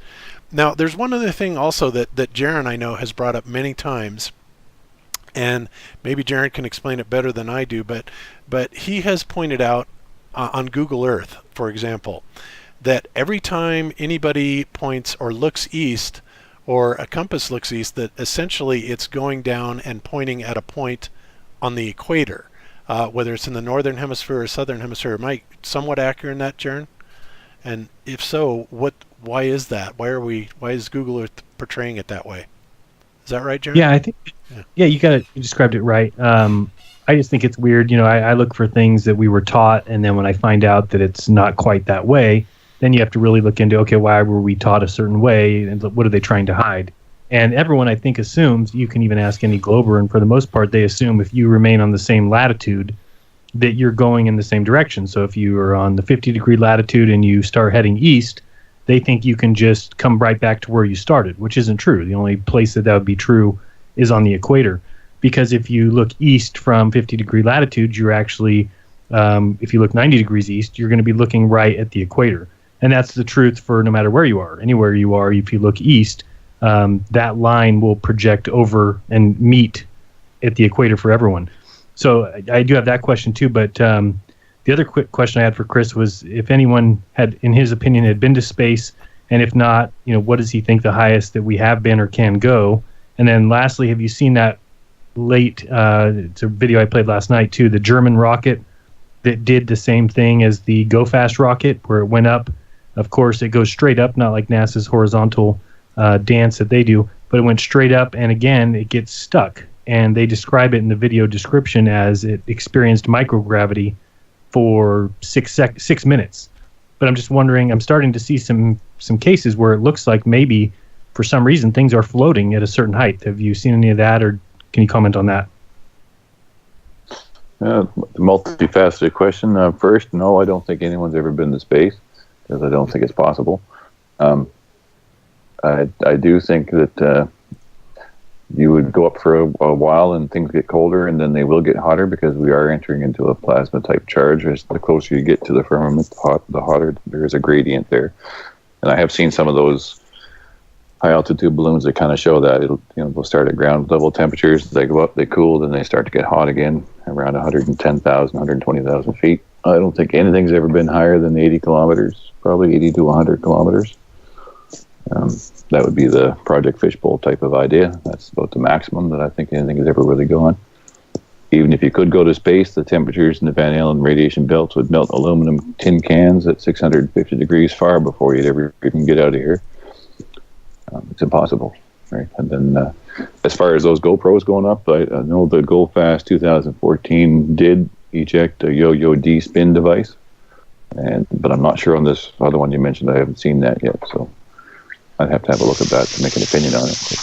Yeah, I watched it, and it was really, it's funny because a couple days ago, right when this hurricane was coming, sorry for the noise, NASA launched up a rocket of top secret payload, and that thing exploded. I was watching it live, and I could kind of see it from where I'm standing, and yeah, that thing exploded. So what was up with that? Yeah, I'm not sure. I know. I think there's definitely a reason why all these rockets they do send up their arc. If you look at the flash points even of aluminum thermite type of fuels that they put in these rockets, in conjunction with liquid oxygen that expands. I mean, if you've ever done anything to do with pressure vessels and heat, you'll understand that with every degree of temperature you add to a expansible fluid, well, then its volume increases by like threefold. Right, so it's impossible to do what they say they do, because the hotter it gets, the bigger the vessel would want to get. So I'm talking about a container full of liquid oxygen fuel, and so they would have to gas off. The higher they went into the heat, right, they'd have to gas off more and more fuel because it's trying to expand exponentially as it's traveling at 3,000 miles an hour. Right, you show me a valve that can handle that kind of pressure and force, and I'll give you the Nobel Prize. Right, it'll just tear itself apart. Right, so. Yeah, it makes no sense. Basic fluid dynamics, right? Yeah. Thermofluid dynamics, man. It just doesn't work. No. Right? You'd be blowing seals left, right, and center. Right? You couldn't eject stuff that fast. Yep. Right? Yeah. The speeds are crazy. To me, it just looks like anytime you watch any rocket leave or any shuttle leave, they're moving at the same speed you would watch a plane fly away from you. It's just because they put numbers on the screen and say that it's moving 6,000 miles, 7,000 miles per hour, 8,000 miles per hour. Do people believe it? Bob, I did drop the German rocket in the chat if you wanted to play that. But it's just that I keep seeing these. And what did you mean by a yo-yo de-spin device? What was that? What did you say? Oh, when it reached, I think, 73 kilometers, because the rocket, when it went up, it starts to spin really rapidly, right? So when it reached 73 kilometers, they had a yo-yo spin device inside of it, and it just sent out two little arms that you kind of see in the video real quickly, and then it just kind of, that's what the fragmented debris is. It just sends out two little quick arms like a gyro and stops it from spinning to lock it, and then it ejected its bottom half and then floated down with the. By the way, you will get a copyright strike for the Go Fast rocket if you play it all the way through. So just forewarning on that. And don't you know it hit the dome twice? No, it was that yo-yo de-spin mechanism that it's basically like a series of weights that are attached to strings like a yo-yo. And when the thing spins up so fast, they release the mechanism, and it's basically a counter centrifugal force or whatever that makes it stop spinning. And then it released its primary rocket, and it went dong, like ringing a bell. But of course, everybody said, "Oh, it hit the dome," but absolutely it did not. So just on the record for that. Yeah, Bob, if you go to about maybe 3 minutes or so, it's about there, or maybe back a little bit more, maybe 2 minutes. You can just see that it already hit its, whatever they deployed the yo-yo thing or whatever, and it's just stuck. It just stays there. Yeah. So that's the interesting thing about it. What's interesting too is it's a slight side topic, but there is. I'll see if I can find it for you guys. It's there's a high altitude balloon experiment that they sent up, and it actually had a pinger on it. It went ding ding like every so often, right? You could hear this little bleep bleep bleep. Ours did that. And I think when it got to correct me if I'm wrong, but I think when it got to like 100 and some thousand feet, the ding would get quieter, like you would expect when you're approaching vacuum. You can't hear anything, but there was also an echo. I thought there was a secondary echo. My ears were like, "Am I hearing an echo?" Right? I don't know. Were you watching ours? Because ours did that too. Ours did something very similar to that I found bizarre.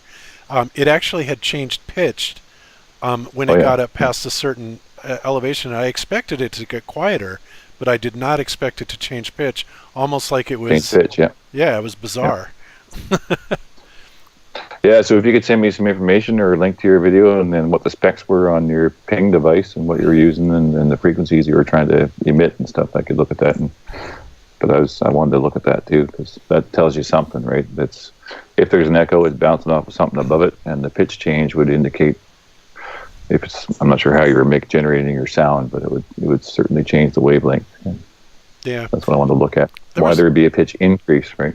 Yeah, it was strange. It was very strange. Also, we have another question from Good Times for All in the chat, and he wants to know what you, Chris, or anybody thinks causes the heat to rise at above 70,000 feet. And basically what we're talking about there is that Dwayne Kellum and Jaron, when they launched their balloon, and also when we launched our balloon, we get up about 70,000 feet, and all of a sudden the temperature goes from like minus 60 below zero all the way up to near zero. And I think Dwayne's even went higher than that, didn't it, Jaron, or something like that? Anyway, there was this massive change in temperature, and we are kind of at a loss to explain that. Any theories from anybody?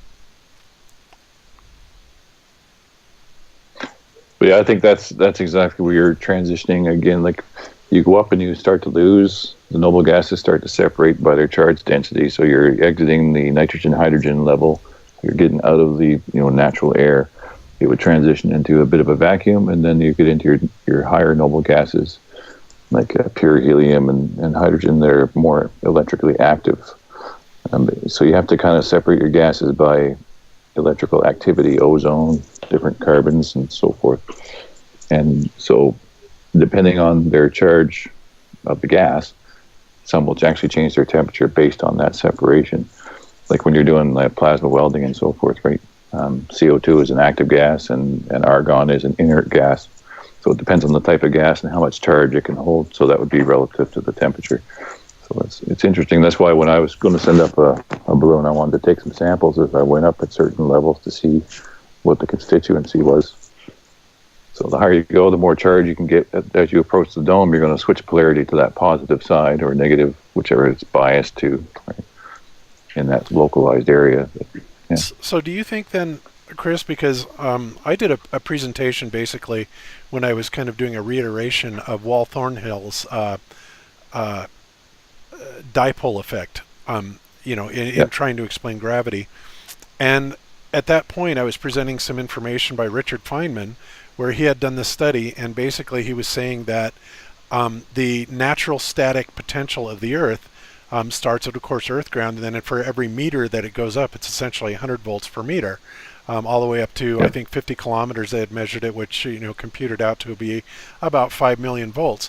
So obviously that's just a general rule of thumb, and things like lightning and humidity and all kinds of other factors will do that. But so, I mean, that to me makes perfect sense, and that's exactly, part of this circuit that proves unequivocally that, all the space between the ground and the dome or whatever is not only electrostatically charged, but it is the field that is formed by the capacitor of the Earth and the sky. Okay. Yep. So oh crap! I forgot what my point was on this. I hate it when that happens. Anyway, so that wasn't my fault. I know it wasn't your fault this time. It's just it's called a senior. So you're saying it's basically it's separated out in layers by charge. Right. Yes.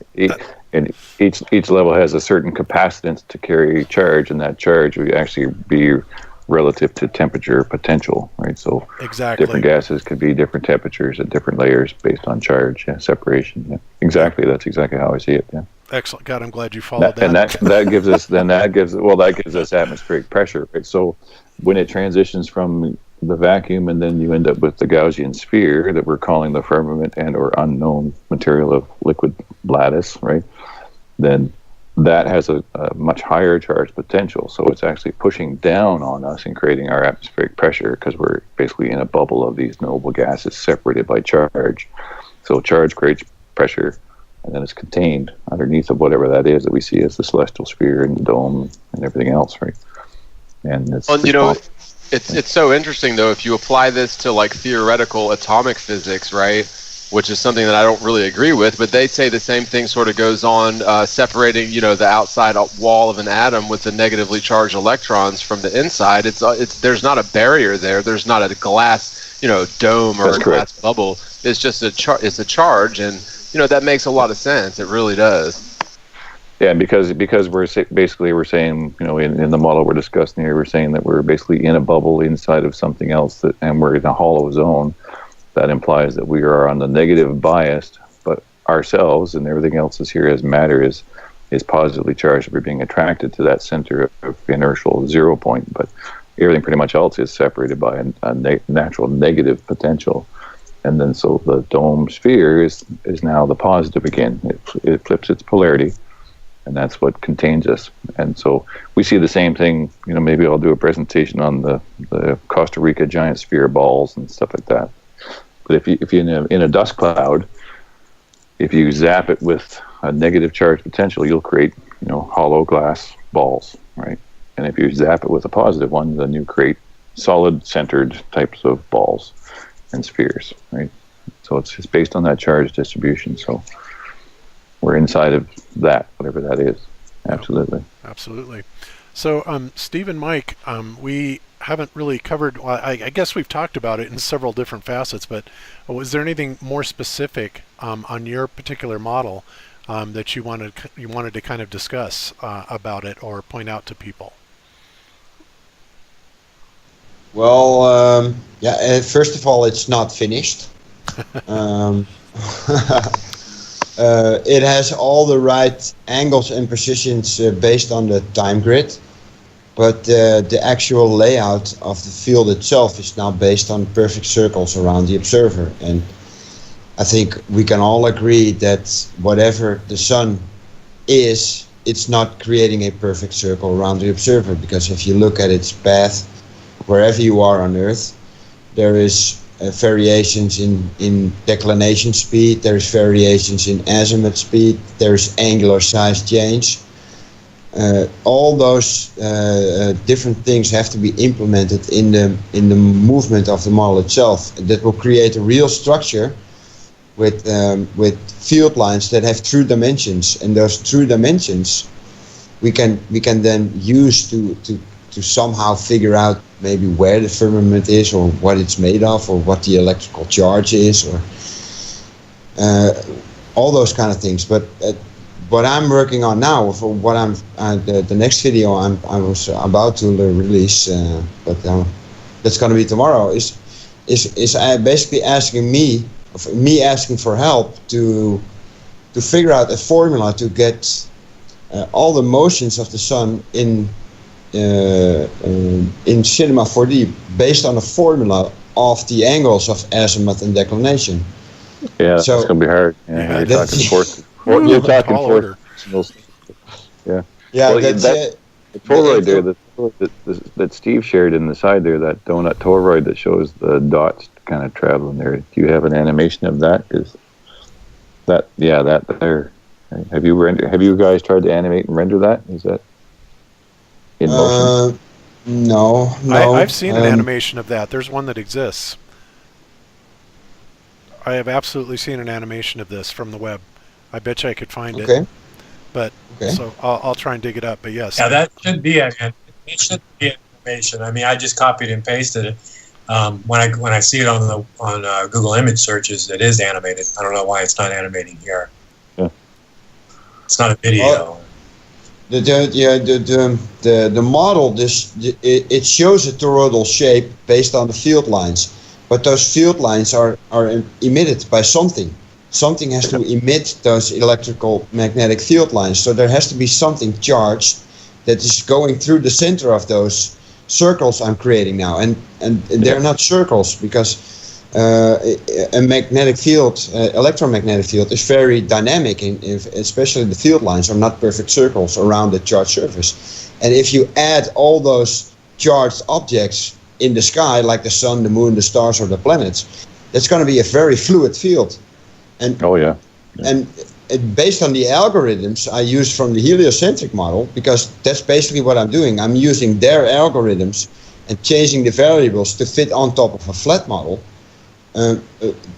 But I have to implement all those speed changes and angular size changes in the motion of the formula. And how I'm going to do that is by letting the objective sun follow or create an equal distance in 3D space between each time increment. Because look at it like this: if the sun moves real slow at sunrise, and the object that is creating the light of the sun is moving at a constant rate of speed, that slow movement can only come because the object itself, the objective sun, is creating more distance between the observer and itself, creating a visual slower movement. But the distance traveled by that objective object is the same, because it's being guided by something that has a constant rate of speed, and that's the real sun, the source object. It's kind of hard to explain, but that's you have to visualize this stuff. And that's why I'm trying to make it in a model, because me trying to explain this, how an electromagnetic field is manipulated by other charged object, is very hard to explain in words, you know. I have to make that visual, and even to make that visual is hard. Yes, very much. You need someone that's really good at like tensor vector mechanics and tensor vector calculus, because I got one guy on my page after I finished the previous video, and he was, you know, based on his math skills, he just ran some formulas straight out of his head within 5 minutes of me asking for if he could conjure up a formula. 5 minutes later, there was this six line long formula based on tangents and whatever. And I read it, and it was based on the angular size change, and that's not enough. You know, I also have the speed changes in there to get the true dimension of the field lines. But that's just one field line, and I want all the field lines for every latitude and every longitude all over. And that's just the sun. Then you have to put in the 90-degree scalar fields, right, too, to have that jump point, right, where it renders and it jumps, because it'll jump in a scalar field, right?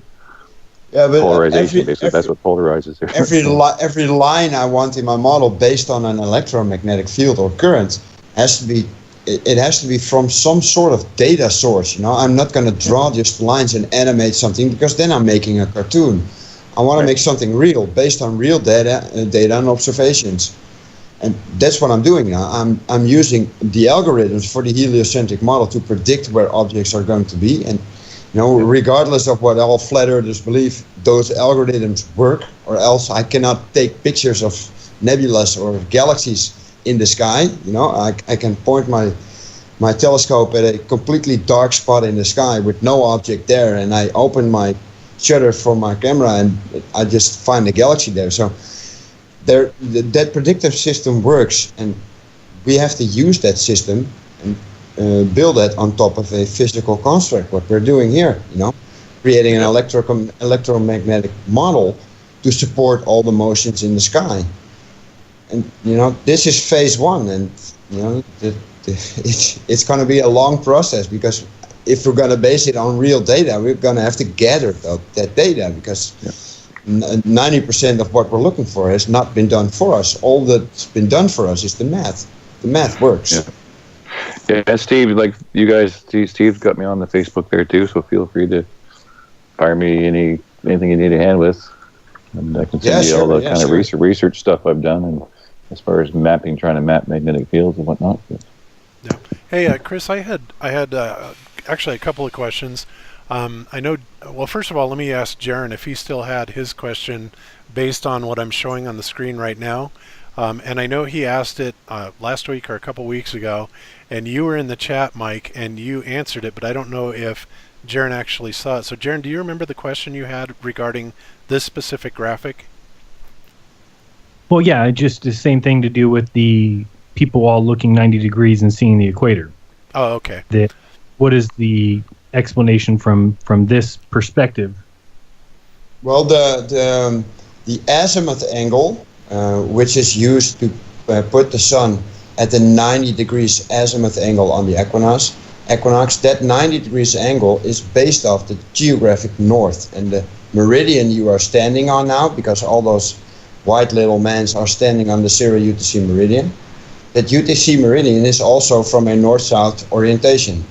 So if you were facing north on that meridian, for you to look 90 degrees east, everybody would stand like you see here in this picture. They would hold hands and look in the same direction. It's not that they would stand in a curved line looking at the equator, because on this projection, that means that everybody will have to turn in order to see the sun.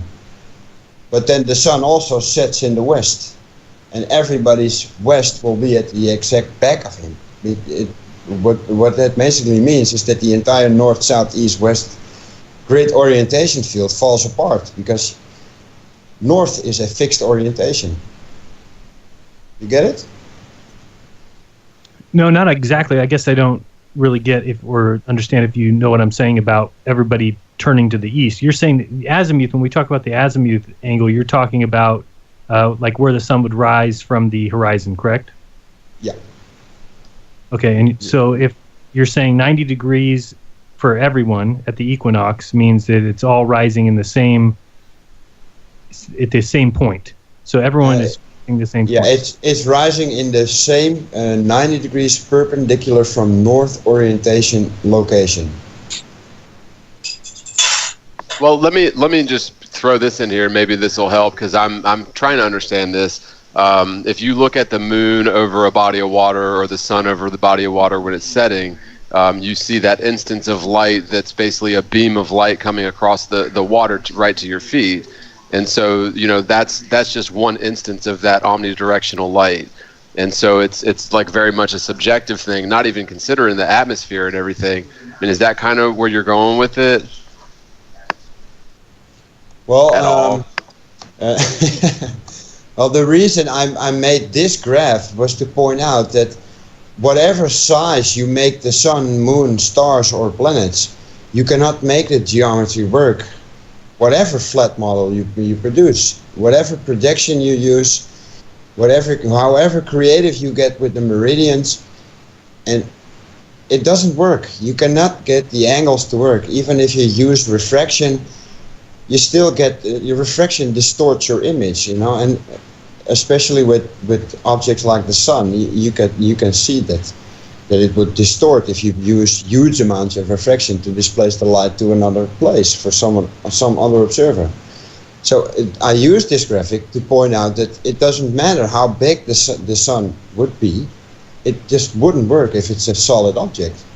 Yeah, the sun is just too close. I mean, it's not so much the size; it's the distance. I mean, the same thing as the challenge with the pole star. Would the pole star move around? And they put it so far away that it doesn't move around. I mean, the parallax is so minimal. And the same with the sun. They put it 93 million miles away so that everybody can be facing exactly 90 degrees from north on the equinoxes and see the sun rise exactly in front of them. 90 degree azimuth, like you said.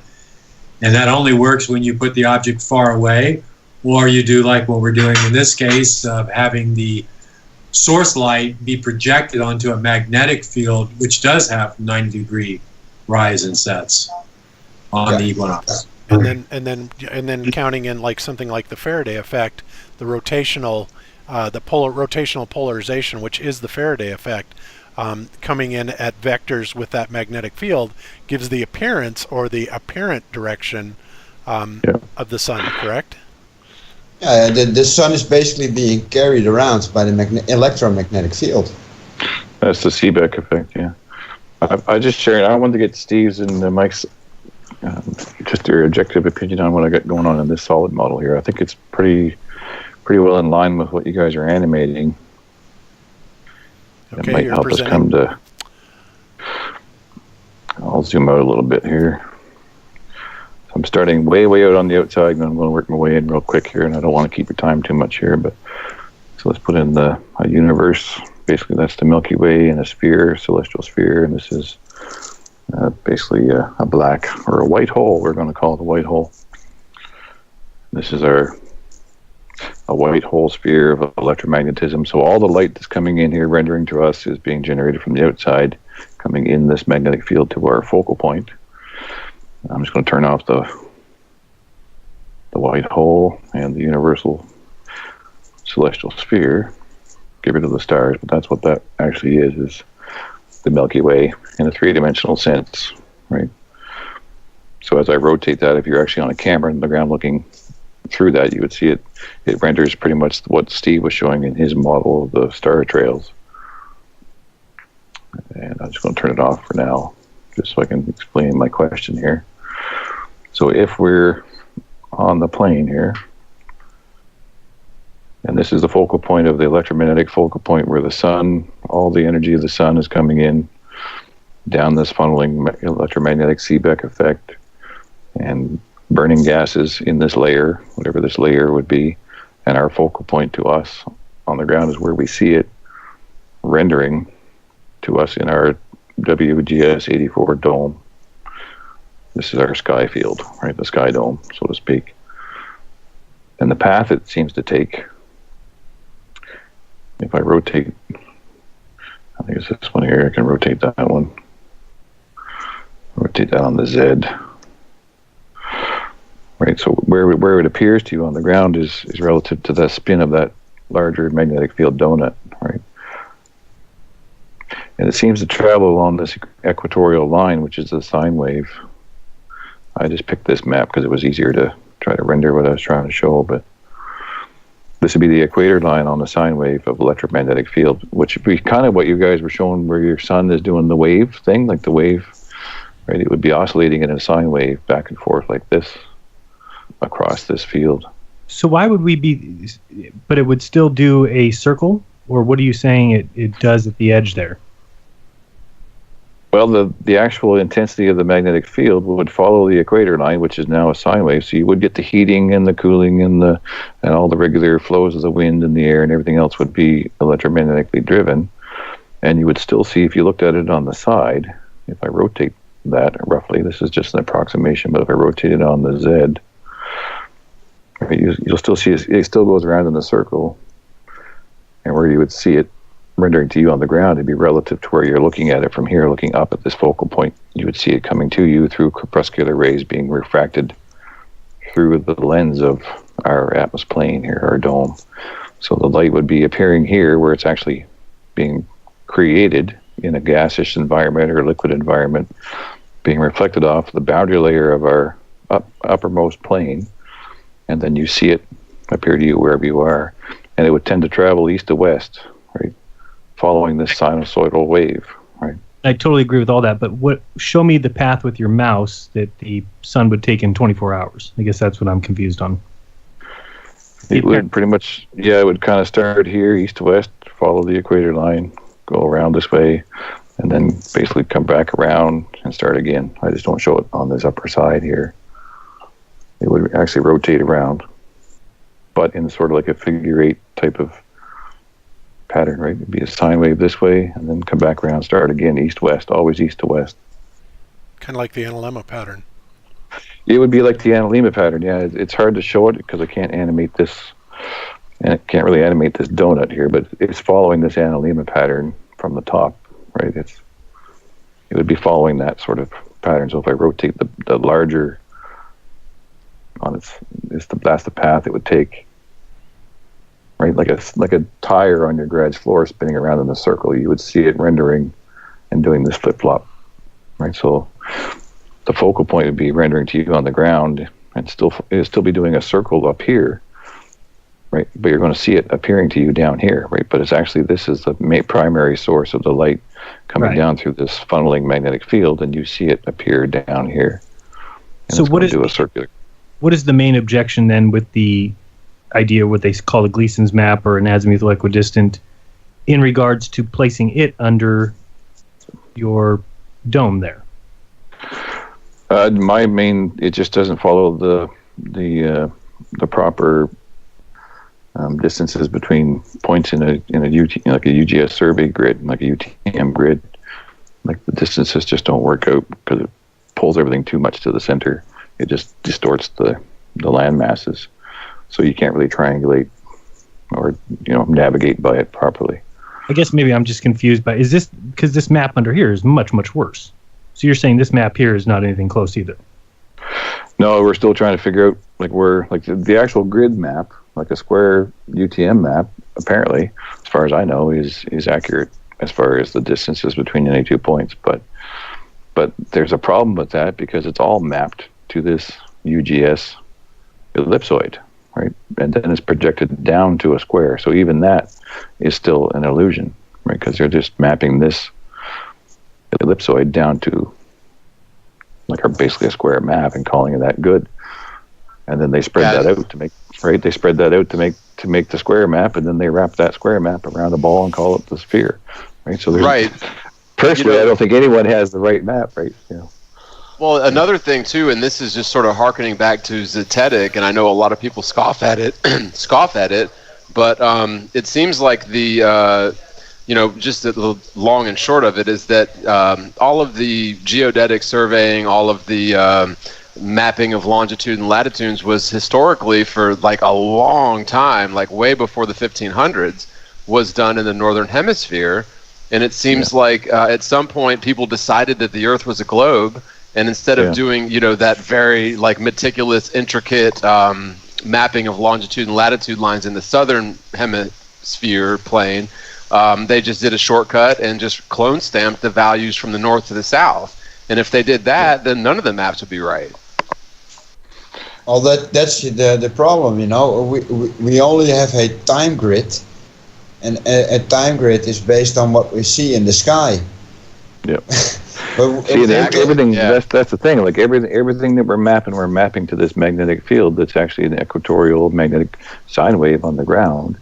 And the map that I had showed earlier with that polarization of the entire sky, which creates that split hourglass with the 4 pillars of the magnetic field, everything's kind of trying to map to that, and they've closed that gap and called it a sphere. So if you spread it back out, you'll end up with this butterfly type of layout of the land masses, because everything we map with compasses to a magnetic, assumed magnetic north and south constants. But in fact, we're actually mapping to 4. We're calling it 2, but there's actually 4. So that's why we have to reconform the map to match the magnetic field. So I think Steve and Mike are on the right track, right? Get the magnetic field down, map the path of the light, how it's coming to us, and then transpose that to coordinates on the ground based on real readings. And right. That's what we're working on. Especially Zach is really keen on getting the map right. Yeah, I think we all are for sure. But it's not going to be an easy task. No, absolutely not. Because we have to start separating the sky and the ground. Mm-hmm. They are two separate systems. Absolutely. They are. Yeah. Yep. So, Chris, I have just a couple more questions, and we got to kind of wrap it up. You were discussing on the Sun and Moon group. Basically, I guess you had been working in some geology or working with geologists or something like that, and you were talking about when they were drilling down. As we know, they've only gone down something like 8 or 9 miles, and when they hit that layer that they could not go beyond, you were describing kind of a chemical composition or what that actually was. Could you kind of restate that for everybody, because I found that interesting. Yeah, basically it was a liquid slurry under extreme pressure of hydrogen and carbon and muds and different types of elements. But the primaries it was like water that was under such pressure that the hydrogen essentially becomes diamond hard metal coated with carbon composites, and it's still a fluid. So I just imagine a diamond hard liquid sandpaper and it's in constant motion, and you can't drill through it because it just grinds off the end of carbide tip drill bits in a matter of weeks. Right, you can't get through it. You just sit there and spin on top of it, and the more you spin, it just keeps filling itself in like a plastic diamond, basically, a liquid diamond. Wow. Do you think there's any possibility that the firmament, assuming it's up there, could be comprised of the same thing? Exactly the same thing. Yes, kind of idea. Yeah, there's going to be a layer there, I think, where nitrogen and hydrogen will flash to ice, like sky ice. Like there has been some work done. I think I've seen a few reports from Antarctica where there was high concentrations of nitrogen in ice that they brought back from core samples and kind of kept that under wraps. But it's because when you take liquid nitrogen and put it in a vacuum, it flashes to solid ice, right? So which would naturally tend to happen in a magnetic field as you come from the positive down to the negative, and a negative Seebeck effect is cold. Like that's how those coolers you buy in the stores keep food cold, because it's aluminum being charged with the negative, and it just sucks the heat out because it's a negative polarization. So negative creates cold, right? Right. But, interesting. Yeah. So there's going to be a transition from basically water. Salt water the salt will diffuse out because it's retained within our dielectric field, and then it goes to fresh water because in the Arctic, the fresh water floats on top of the salt water. You can actually drink the oceans down there, or in the north too, I think. And then it will go to ice and then transition into this hydrogen plastic type of fluid. Yeah. Okay, excellent. And last question, for me anyway, is I assume you've seen the observatories all over the place, and what they'll do is they'll target an area of stars, and they will fire a laser at what they're calling the sodium layer of the atmosphere. And what this does then in turn is creates a low magnitude star or light source or light emanation or something like that, which then allows them supposedly to be able to adjust for atmospheric distortions based on this low magnitude artificial star that they've created.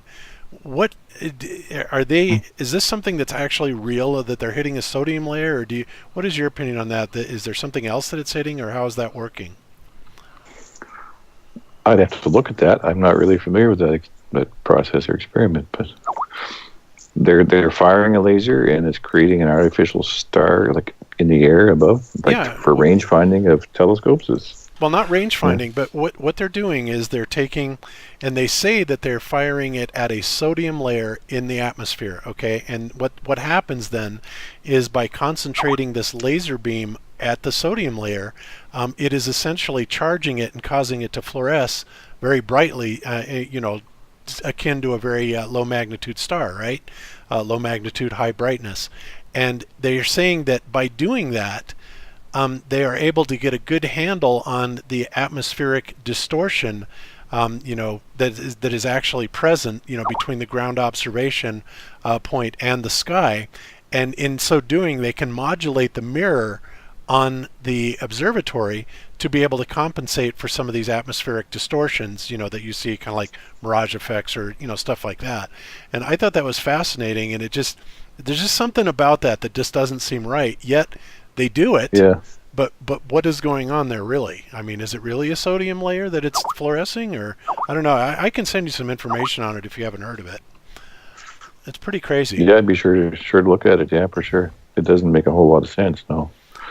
Yeah, and yet they're absolutely saying that they're doing it, and I don't doubt that they are. I'm just curious, if there may be another explanation for the mechanism behind it. So that's pretty much my take on it.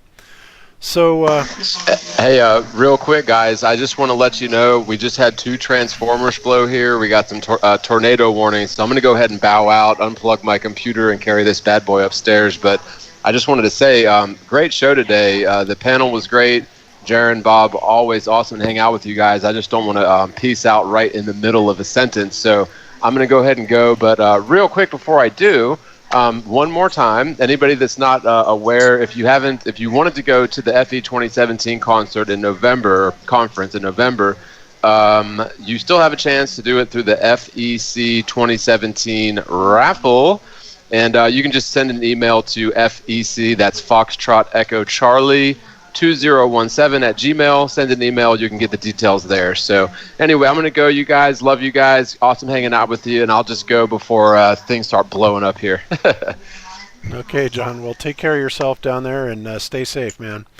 Don't let your computer get blown up. Take care. Be safe. Yep. Yeah, no doubt. No doubt. We'll be fine, I'm sure. Okay. Let's hope so. All right. Take it easy, guys. Excellent. All right, guys. Bye. Well, that's pretty much, we're well over our 3 hours, and this has been a fabulous show. I got to tell you guys, this is great.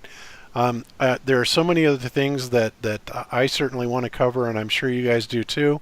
I would love to have you guys all back for another show at some point here in the near future.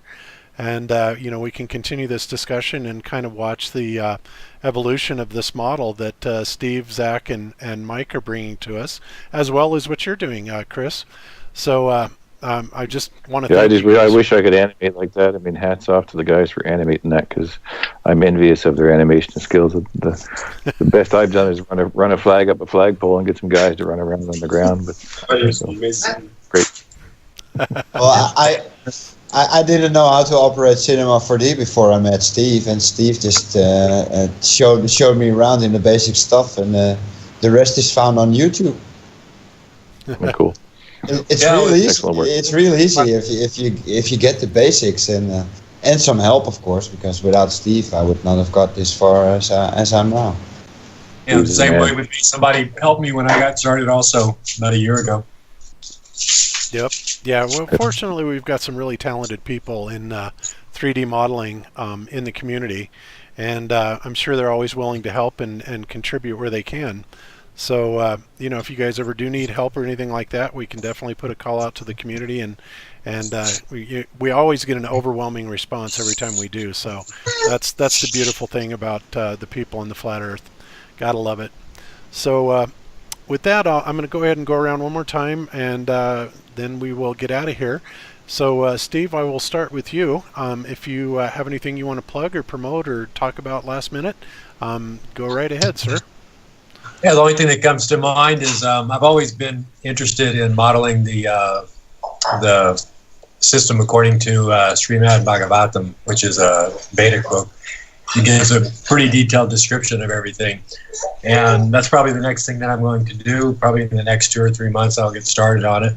And if you do it without any sort of Atmos plane, I'm pretty sure it doesn't work, just looking at their numbers. But I'm very curious what it would look like, with what I've done with this model, but using their dimensions and their distances. Beautiful. Okay. That sounds good.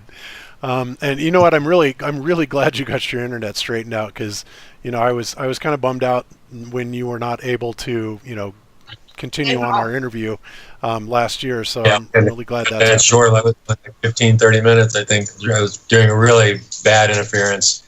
Yeah.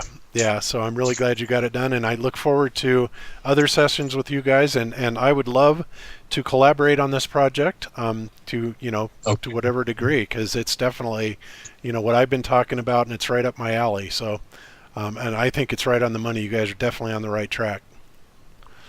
Well, I hope we can do something to figure more things out. Yep, absolutely. So let's go ahead and go on over to Mike then. And Mike, do you have anything that you want to discuss or plug or anything like that?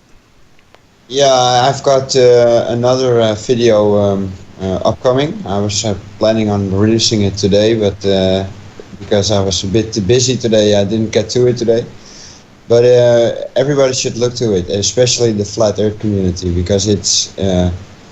I'm really going into the fact that we should embrace the fact that the heliocentric system, the prediction model, is perfect, and we should use it, not try to keep finding holes in it, because we're going to run up empty, and we're going to look like fools against astronomers, because they're going to keep using that argument. Flat Earth Matt is going to keep using the argument that the heliocentric prediction model predicts everything that is in the sky, and they are correct. Well, Yep, I would agree. I see what you're saying, but I also know that long before the heliocentric model emerged, they were doing these very same predictions on a flat Earth model, going back with astrolabes and Antikythera devices and stuff like this that was definitely based on a flat plane. So I'm not so sure I agree totally that the heliocentric model works perfect. It's been transposed very nicely. I'll give it that. But there are still some holes in it. That's what I mean. The algorithms work. The distances and the sizes and the luminosity of objects are a complete joke. But the prediction algorithms work. And if we start using them and superimpose on the model we are using now, then we create what we are creating now. The torus field around the Earth. Yeah, understood. And I agree. Yeah, spherical sky, and they say it's physically spherical, and we say it's more optically spherical. Yeah. Right. Yeah, exactly. Because of the toroid model, you're exactly right. Yeah. So I'm with you 100%. All right, beautiful. So, Chris, that brings us around to you. And any last comments for you? Just to say thanks for having me on, and the globe is gone, and I look forward to coming up with the truth. So, amen to that. Yeah. All right, beautiful. And Jaron, you've been remarkably quiet but I understand because this has been a very fascinating episode of Globebusters, so I'm sure you're just kind of taking it all in. But what do you got on the horizon, sir? Nothing, just keep an eye on my channel, and it was great having all these guys on. Love hearing their opinions and what they're working on, and it sounds great. Love everything that they're doing. So keep it up, and yeah, just keep an eye on my channel. More stuff coming soon. All right, perfect. All right, guys. Well, I guess we will call it a show then. And thank you everybody for coming, and thanks to all the mods in the chat and everybody. And let's keep a prayer going for those in the path of the hurricanes down there, and hope that everybody comes out of it somewhat safe. I'm sure there's going to be a lot of destruction, but hopefully there won't be a lot of life lost on that. So that will be in my prayers for sure. And other than that, I think that's about all that we have. So we will get out of here. So with that, be good to each other. Don't lie to each other. Open your mind. There's truth inside. Peace out, everybody. Peace. Talk to you later.